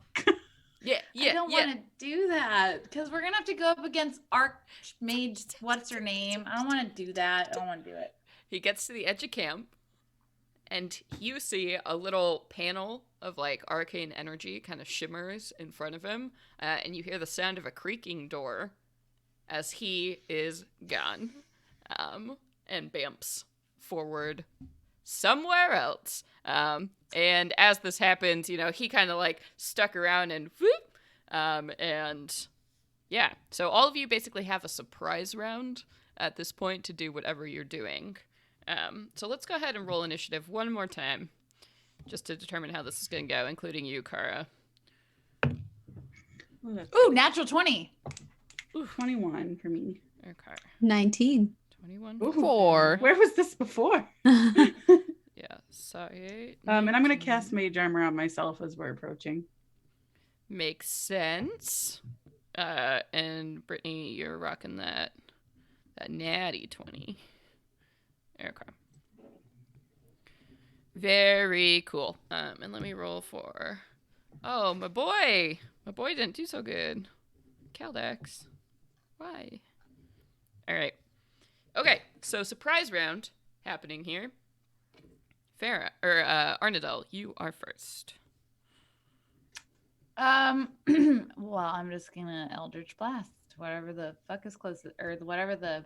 I would like to Eldritch Blast. Sure. So there are about 50 guards that are kind of milling around in the central area. You see, like, 4 of them are posted up specifically by that mine entrance up above. You don't see Lady Vess right now. And there are a melange of other, like, carts and, like, rocks and, like, packs and stuff around here, so... What would you like to aim at specifically? The 3 closest guards. Okay. All right. Go ahead. Roll the hit. I'll say roll with advantage too, because they certainly are not expecting that. That is a lot of rolling. For 3 of them? Mm-hmm. Well, okay, I'll let you do all the math. First one's 18 without, and I'm not adding my spell attack. I will say an 18 will hit. Okay, second one's 17, and the third one was a 3. But with advantage, so re-roll that one. See if you hit it. 5. Okay, no. But my spell attack bonus is that would make it a 14. 14 is just not enough to hit Okay. them. So, and go ahead and roll your damage. 7. Okay. Yeah, so you 9. so you send off these like And 9. with your charisma bonus too? Not with my charisma bonus. So Plus 7, 9, 9. So that's gonna be 7. I forgot about my freaking charisma Yeah, bonus. 12. So the and 7, then- yeah. 14, 14. 12, 14, 14. How do you want to murder 2 of these guards? Oh wait, I did 3. Sorry, my bad. I'm gonna stick with the firecracker theme I've got going tonight. It's gonna be like that, like that screech that those stupid fireworks make, like in the middle of the night, because that's the only time you really hear them Mm-hmm. when you're trying to go to sleep. It's gonna be that. And Yeah. when it hits, it fire cracker explodes. Yeah, Nice. yeah, these two guards just like burst apart in front of you, and a bunch of the other guards like turn and are like, "What is like this whole day?" They're all just like, "Ah!" But this time they're a little bit more ready for it. Like they already all have their weapons in hand and turn to face you, Arnadel, as the only target like that they can see currently at this point. And then Farah, so you now have the attention of 48 guards. Eight. So I'm going to just kind of like deep sigh and like walk out from my cover, and I'm gonna cast Sickening Radiance. It's just this sickly green ball that's 60 feet across, Holy just kind of crap. goes down upon them, and they all have to make Constitution saving throws. If they make it, they don't take any damage, but if they do, then they're gonna take 4d10. Okay. I'm gonna roll for groups of 10, because... Wow, okay, so 3 of the groups, so 30 guards, rolled natural 20s. I don't know. This dice, wow.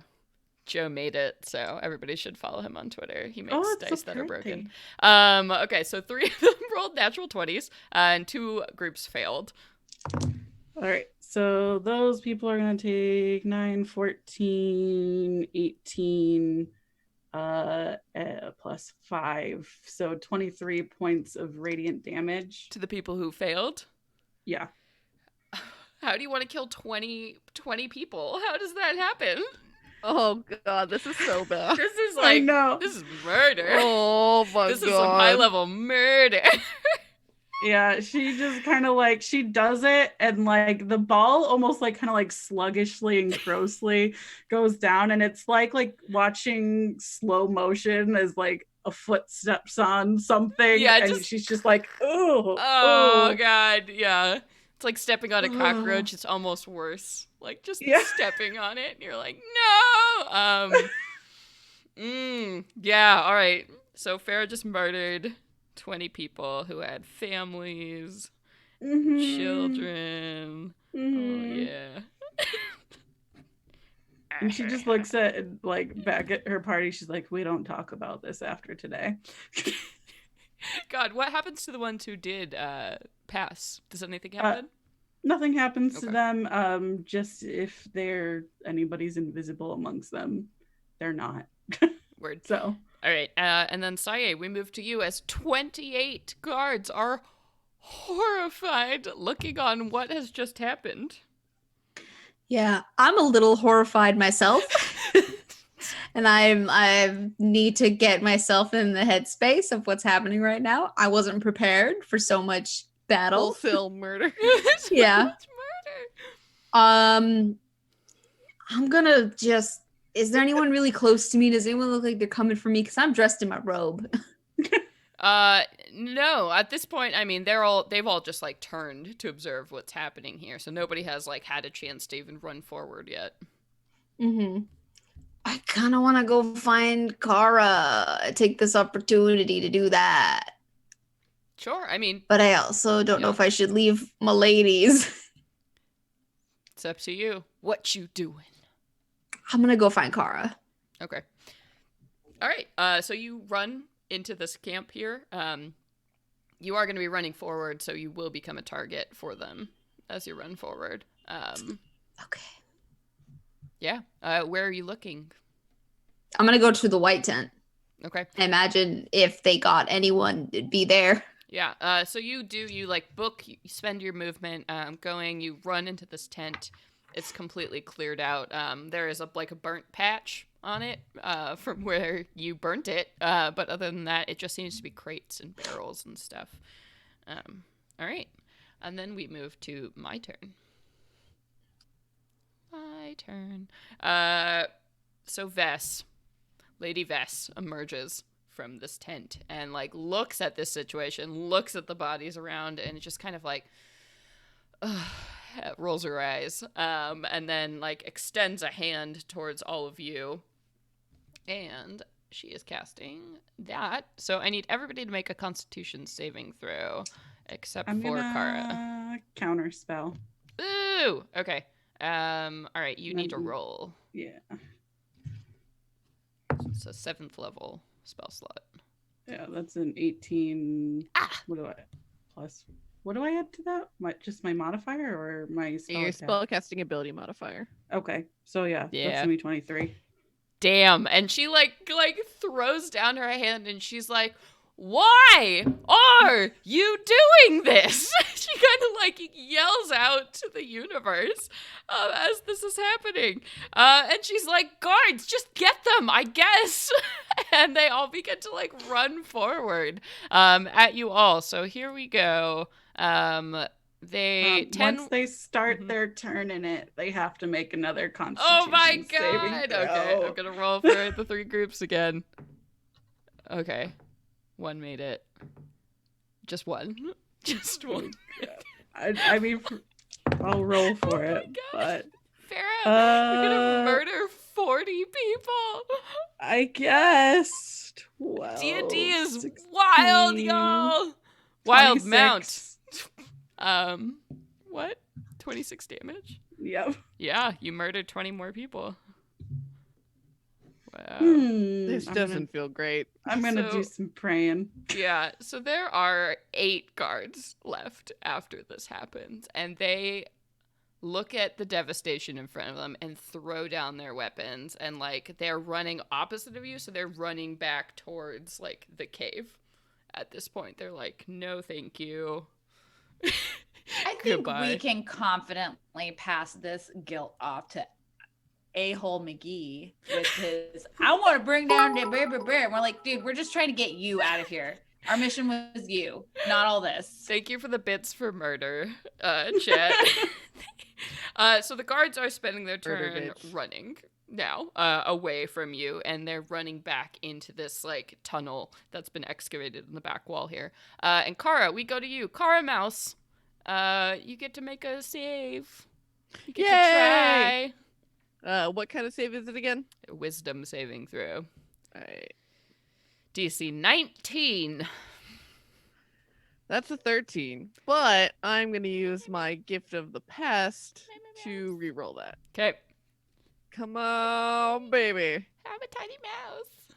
14. Nope. Ah. Okay, never mind. What are you doing in this little? How are you struggling? She's her little mouse fists are balled up, and she's standing up on her back legs, and she's pounding against the edge of the jar. Oh my god! And Yes. she's bearing her big yellow inside. She's like, Yeah. Yep, you're doing your best. And as this like scene of calamity is kind of unfolding before you, you all suddenly feel this like wave of energy like kind of come from the mouth of this cave here. And actually some of the guards that were running in there get like sort of pushed back as this happens too. It's not something you see, it's just more of you feel as like something is broken or different now coming from this tunnel, and you hear this horrible screeching sound like if metal were to tear itself apart, and the ground kind of shakes as you see the shape of something emerges from this tunnel, and you hear just like a oh god like coming from the other side as you see geez. this giant spherical thing emerge from the darkness of this tunnel. And at first it just looks like a ball like made of like bronze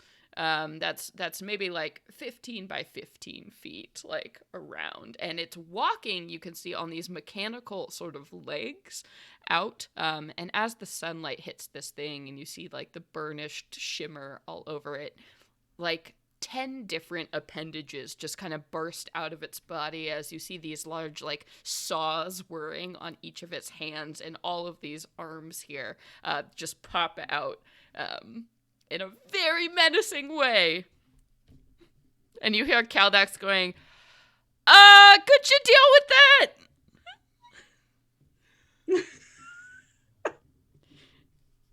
Arndel, we're up to you. So okay. close. I'm so close to just grabbing his buns right out of that sphere and grabbing the rock that Valerius gave us to teleport back and be like, "You're in timeout. You You no more." don't deserve help. honestly, seeing the other guards like kind of just like nah, I'm kind of like nah. Well, actually, no. What's her name? I don't know. I don't have a bad read on what's her name either. She's just kind of like her commentary makes me kind of feel like I don't know, but I feel like I don't know. I look at everybody else and I'm like, what? What do we do?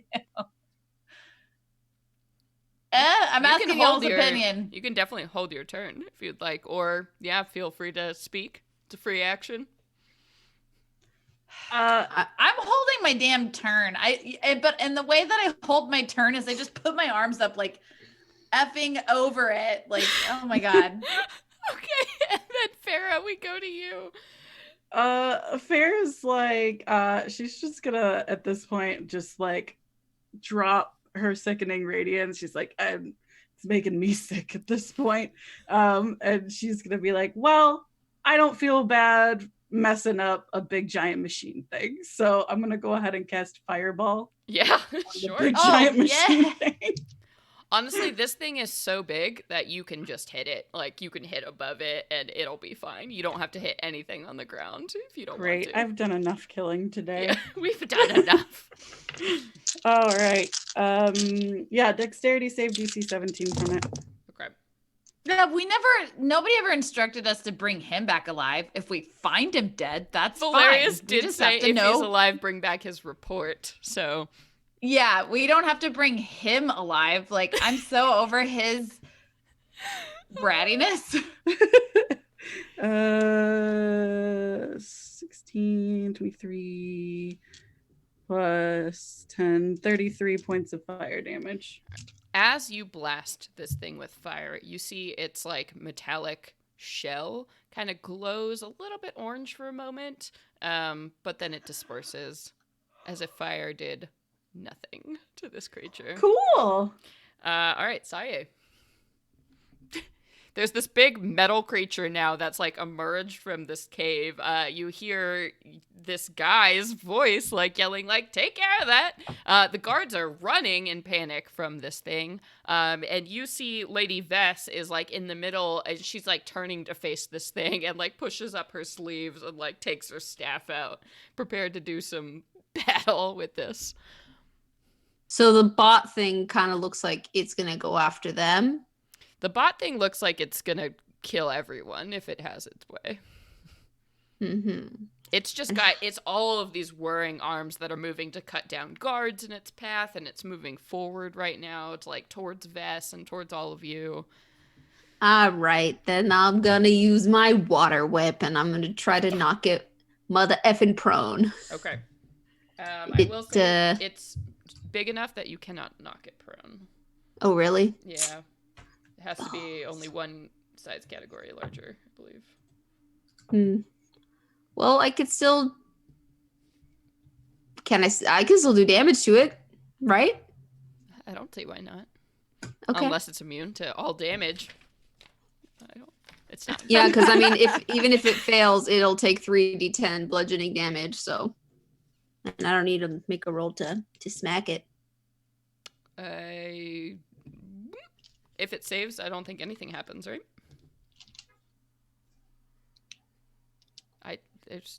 You either definitely have to make a roll to hit it, or I have to make a roll and can't avoid it because it's a cantrip, I think. Right? Oh, it doesn't. Okay, yeah, you're right. I understood that backwards. So you're do you right. want to do something different, like an attack against it, or? Geez. I guess so. Fine.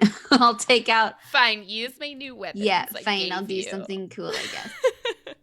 Yeah, I'll use my new fancy weapons, the Shamsharan weapons. They also have another name, but I don't remember what that is. But anyway, she spins them out, catches them, and excuse me, roll to hit. Yes. 14. That will not do it. As you go and you try to like hit it with your new size, it just bounces off of this metal shell that is surrounding this thing. Extra attack. I'm gonna try to do it again. Yeah. Go for more of a jointy part. Yes. Ooh, natural 20 plus 10. There doesn't you matter. go. So roll your dubs damage for that critical hit. Critical damage. hit. Critical roll. Here we go. It's all coming. Whoa. Ooh, what you say? Oh, what? Where's my 8? Where's my dang 8? I don't know. Where'd you put it? Girl, I don't know. There's one. Hot mess. Wow, when you roll 2 2s. Ooh, that's a good feeling. Plus, do I add my plus twice as well? No, your plus just once. Okay, then it's 10 damage. Okay. All right. But I'll spend a key point to add some extra damage, Yay, do it. which I'm gonna go for lightning because it's metallic. Eh? Yeah. Yeah. Let's do it. Oh Jesus! It bounced right out of my dice tray. It's too furious. Too fast. That's 8. Yeah, 8 more damage. Okay, so 18 points of damage. Yeah. So where are you hitting this thing that it manages to land a blow? I think I'm trying to like needle my sai into a joint somewhere and just nail it into its wiring, its Yeah. circuitry.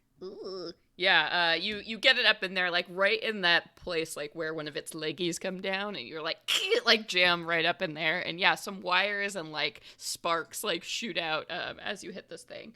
Okay. All right, and then we move to Vess. So this woman has just had a day. She tried so many spells on Kara before, but here we go. She's like, why? She saw that lightning did good when you did that, so she's going to cast a lightning bolt at 7th level. Damn. Oh, boy. Oh, definitely fails that, so we are going to roll. Oh, my God. Is that 11? Yeah. Yeah. 11 d6s. Woo. Okay, we get in an app up because this is ridiculous. Yeah, holy smokes. I am so thankful for the little Beyond 20 Chrome extension to just do all of your math for you. It's fantastic. It's beautiful. Wow. Okay. Sick. Yeah, so she like blasts this thing with lightning like from the top of her staff here, and it like crackles all over its body, and you see some singeing coming from this thing. So clearly she got a pretty good blow in. All right, and then we moved. The guards are just done. They're cowering. They're hiding. they're out over it. Kara, we come to you. Make a little save. Wisdom saving throw. Beep, beep, beep, beep. Beep, beep, beep, beep. Let's Oh, do hell it. yeah. 24. Hell yeah. What does it look like when Kara bursts back into Kara form? So yeah, her little mouse fists are pounding on the side of the glass, and finally you see just one,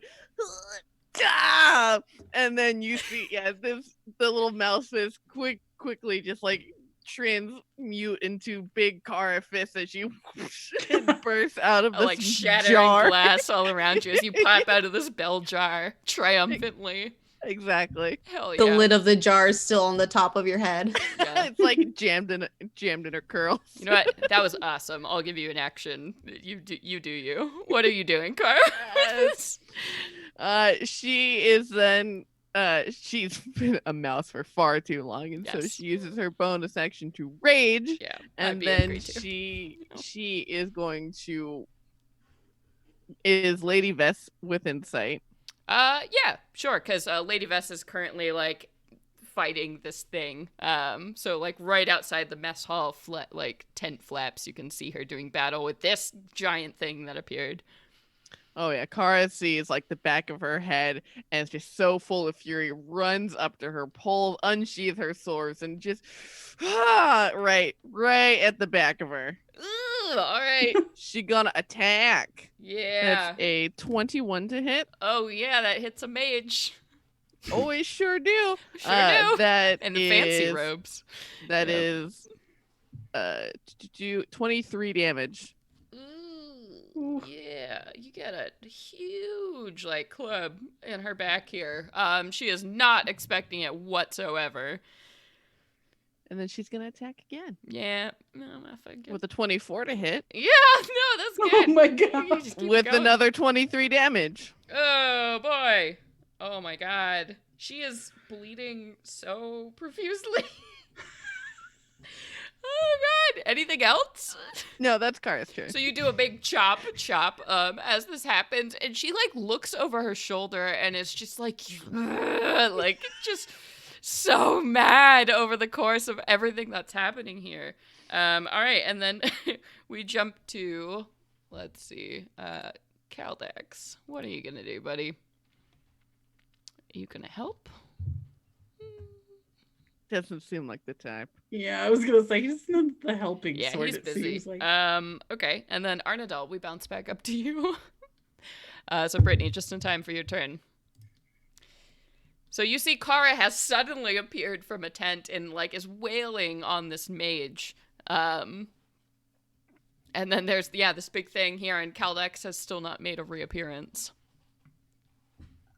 Detect magic on the bronze orb. This is a big all magic construct. You can also tell it's very, very old and made by magic that honestly, like you're looking at the patterns and everything of this, it's magic that's far more advanced than anything you've ever seen. Otherworldly, perhaps? More like just like mages who, I mean, you heard them casually reference like this age, the age of Arcanum, and this tomb is from there. So maybe this was a society that had understood magic in a way that just modern society like an art form doesn't anymore. Yeah. Half of me is like, oh shit, I want to look more closely at this. Not in this kind of a moment, but also I was kind of trying to see if what's his face was like inside of it or something. But it seems like he just set it loose. Yeah, it was which probably is really guarding really whatever, annoying. Yeah, guarding whatever was beyond the doors. Yeah, real annoyed with what's his face. So I'm gonna cast. How close am I to it? You could within 60 feet. Like I could sprint at it. Yeah. But not. You could get like within 30 feet of it and cast a spell. Well, I the one that I want to cast is a touch spell. You would have to run up and touch it. I'm gonna just get real crazy and cast Dispel Magic and see what happens. Sure. I will say you probably think that wouldn't work because this is a magical creature again. You can't dispel creatures. Damn it. Okay, Yeah. I'm going through all of this in my head.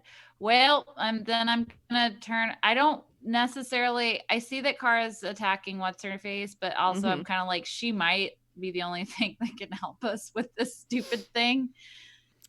So I'm going to use my action to run over to Kara and the mage and kind of like try to like break it up and be like, hey, we gotta focus on priorities. I think she can help us because we're all gonna die. You want to make otherwise a persuasion check against a raging Kara? Yeah. I'm gonna say roll with disadvantage, Brittany. Really? First roll is a 7. Second roll is a 10, and my persuasion is a +5, so 7. That's 12. I don't think a 12 would do much for raging Kara. What do you think, Sage? Yeah. No. What if I zapped you? Wow, that good. keeps the rage going. In fact. Yeah, I think you realize like Kara's in this state of just like for blood. And so your pleas are just falling on deaf ears at this point. Farah, what are you doing? I am going to free action just shout at Kara and be like, bigger problems, babe. And like just like kind of like gesture at this giant thing. And then I'm gonna use my action to cast haste on Saye. Ooh, cool. So you get another action every turn. Yeah. Oh my god, thank you. Yeah, girl. you get like +2 to your AC also, all kinds of stuff. Yeah, +2. Okay. I'll copy the spell and put it in chat. Yeah. Cool. So just in time for my construct to take an action. Cool. So Saye was right there. Kara's right there. Vess is right there. Arnadel's close now, but I'm going to say not right there. So everybody here is just going to take 5 damage while you're standing within just range of this creature as these blades are just whirling around it here. So slashing damage. As that happens, everybody takes 5. And then it's going to turn like a bunch of its arms. It's just the mechanical like as it's like whirling out, and these like scythe-like blades are going to come down towards you. Saye. So here we go. Ooh. Yeah, 24. Nice. Okay, that's going to be 18 points of slashing damage as one of the arm blades launches into you here. Oh no. Ooh. Who'd we lose? Brit. Oh no. She said her like everything froze. Okay. 1 second here. Let me. Oh no, we're so close to the end. You said 18 points of damage? Yeah. All right, 1 second while I get the. Okay. Get our faces in our boxes. You were doing too well. Vess is like, no. All right. Yeah, so 18 points of slashing damage as one of those hits runs into you there. And will a 19 hit you? No. Okay. All right. Then a second arm blade like hits you, or like it just like bounces above your head here. Okay. And then, all of a sudden, like a cannon kind of opens up on the front of this thing, and then like bolts of metal and all of this like just junk starts flying out of this thing and kind of like spewing over everybody in the area here. So I need everybody who's standing close to make a dexterity saving throw. Ah, jeez. Yep. Yes. Okay, that's 22.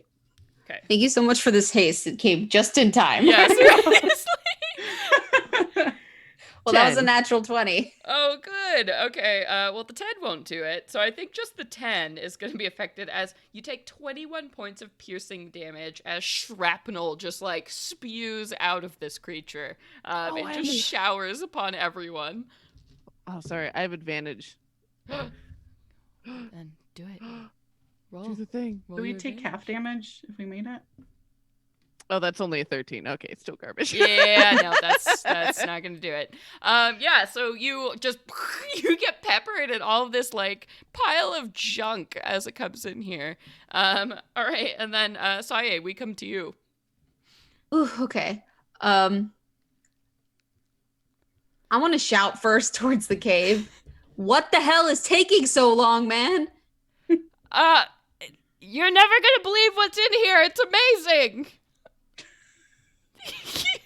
Well, I'd sure like to find out. Can someone please go check on this guy or something? And then I'm gonna start attacking the robot again. Yeah, by all means, go for it. Okay. Also, I would like to say thank you, Matthew Mercer, for this monster. It's amazing. It's called the Gear Keeper construct, and it totally does have a garbage spew attack, which is Yeah, thanks so much, Matt. Love it, Matt. Love Yeah. this. Matt, Super love swell. this. I rolled a 19 to hit. A 19 is going to hit it. Oh, sweet. Okay.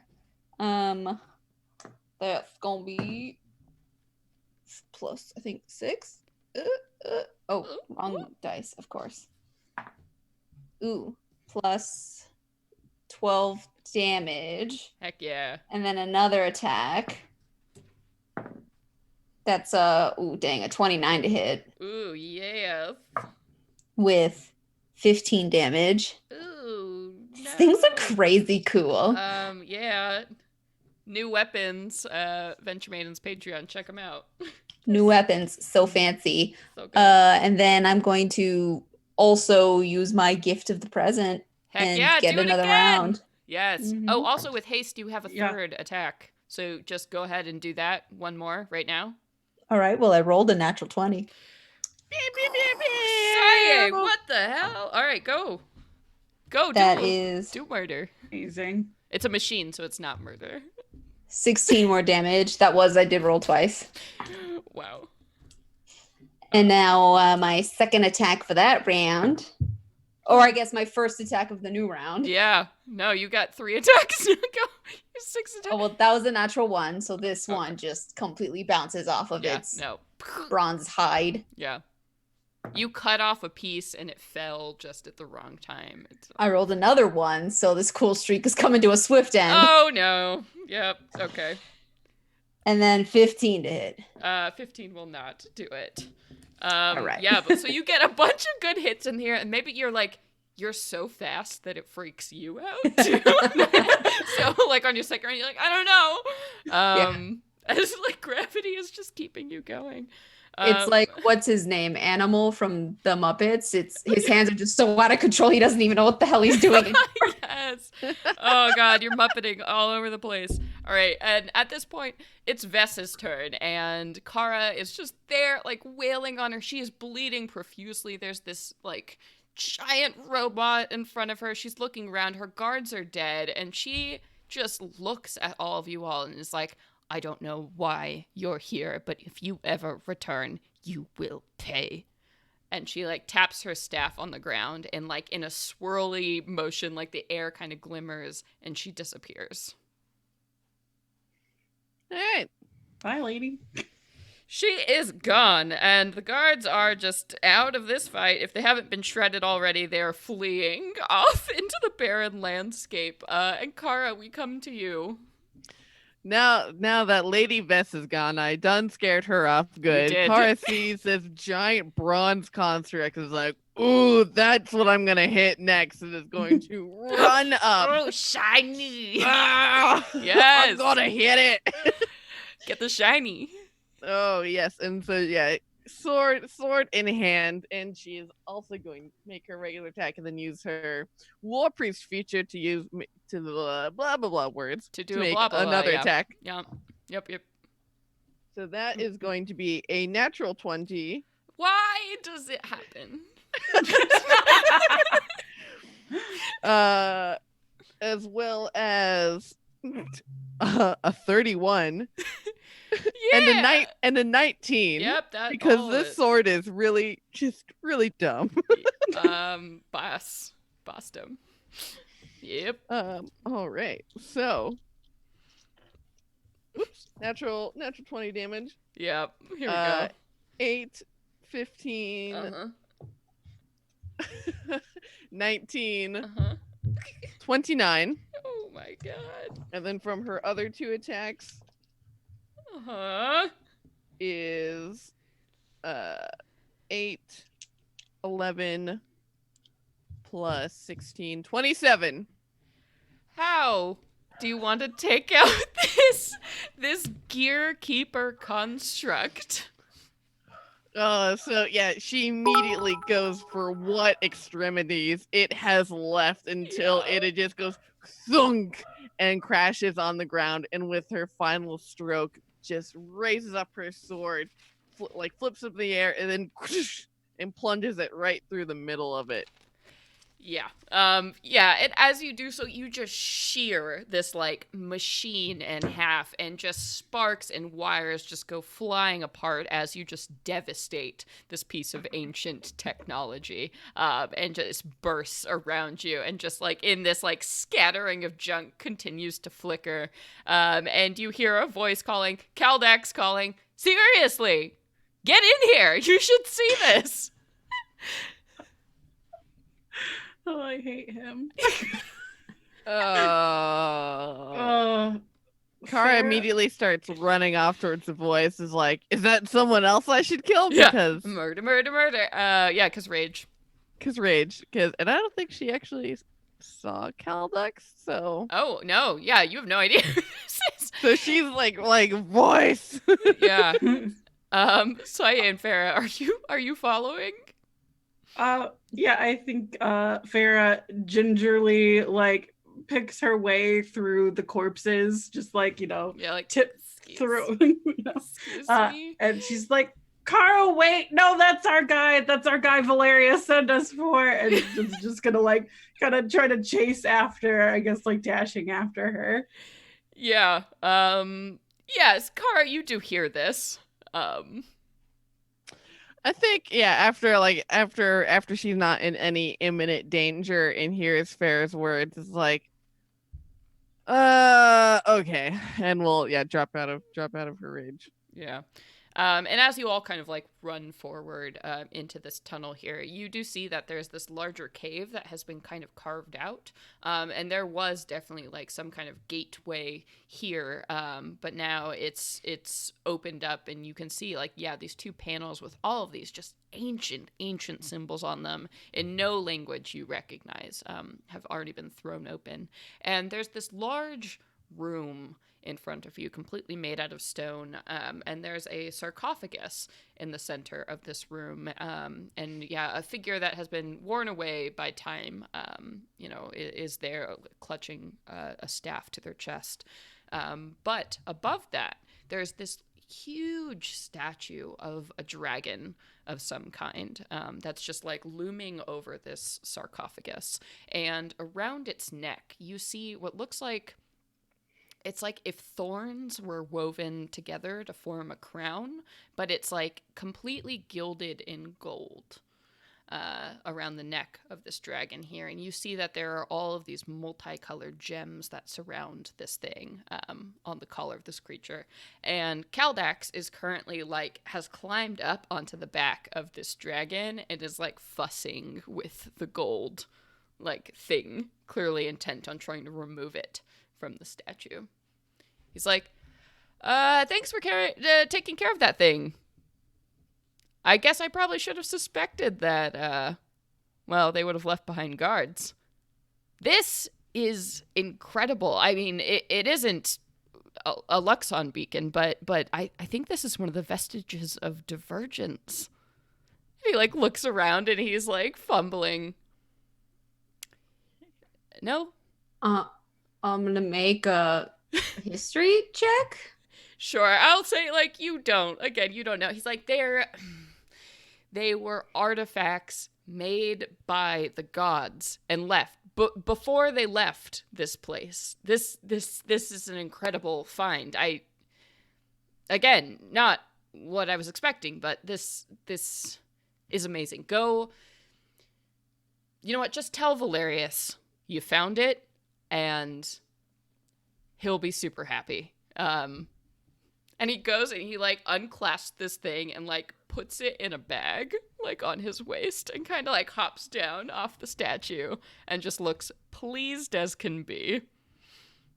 Okay. Farah kind of puts her hand on her hip and she's like, yeah, we'd love to take it to Valerius to show him. That'd be really great.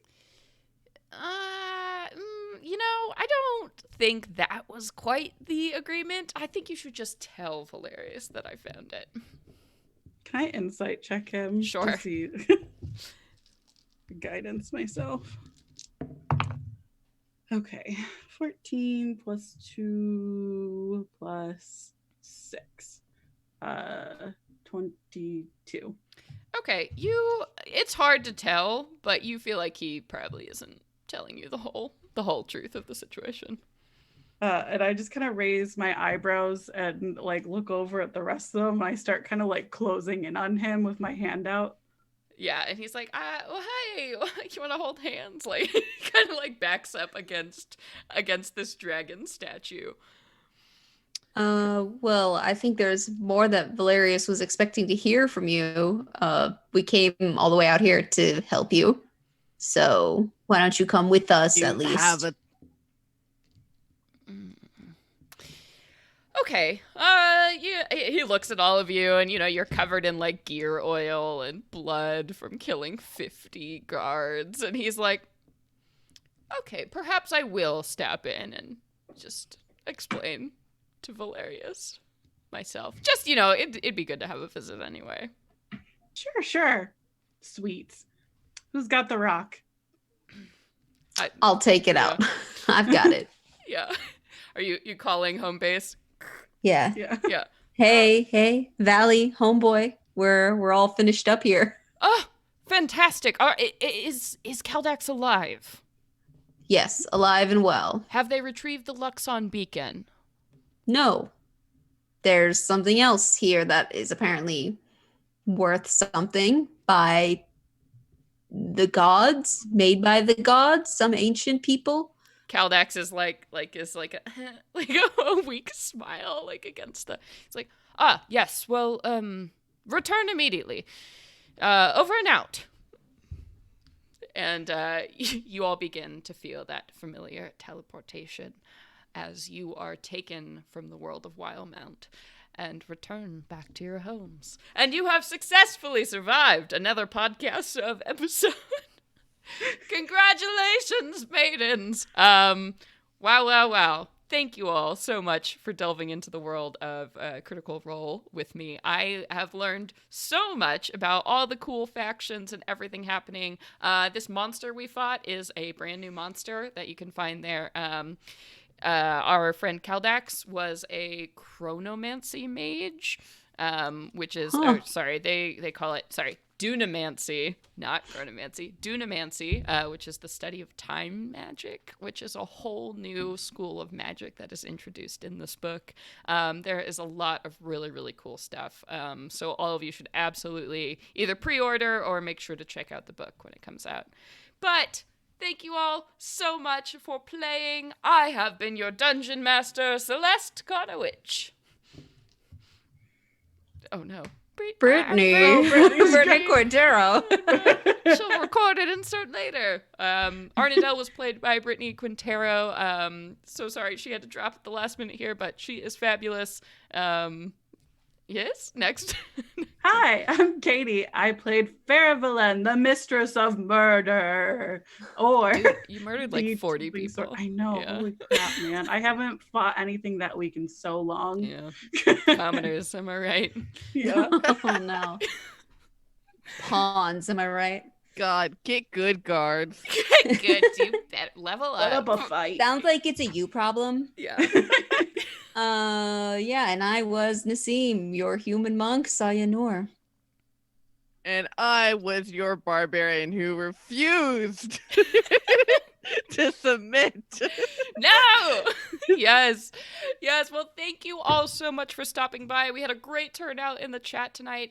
If any of you are new, or if you're critters coming to check out the show, welcome. This is Venture Maidens, an actual play D&D 5th edition podcast. So everything you see here tonight will be turned into a podcast episode in the weeks to come. If you want to find out more about what we do, the best way is to follow us on social media, especially Twitter, Facebook, Instagram, @Venture Maidens, to get updates on everything we do. Friday, we're going to be back with a Dragon Age stream in a campaign that Sage is running. So if you like our style, come back 6 p.m. Pacific time on Friday. Nassim is going to be streaming video games on Sunday around 7 p.m.-ish. So also check that out. Please, if you like what you see, follow, like, subscribe, check us out. We've got a bunch of cool content on our Patreon as well. But honestly, just thank you all so much for being here. Y'all are the bee's knees. Thanks, Kat. Yeah, thank you. And so until next time, venture away! Venture away, everybody, to Wildemount Yeah. or wherever you want. Okay, bye. Bye.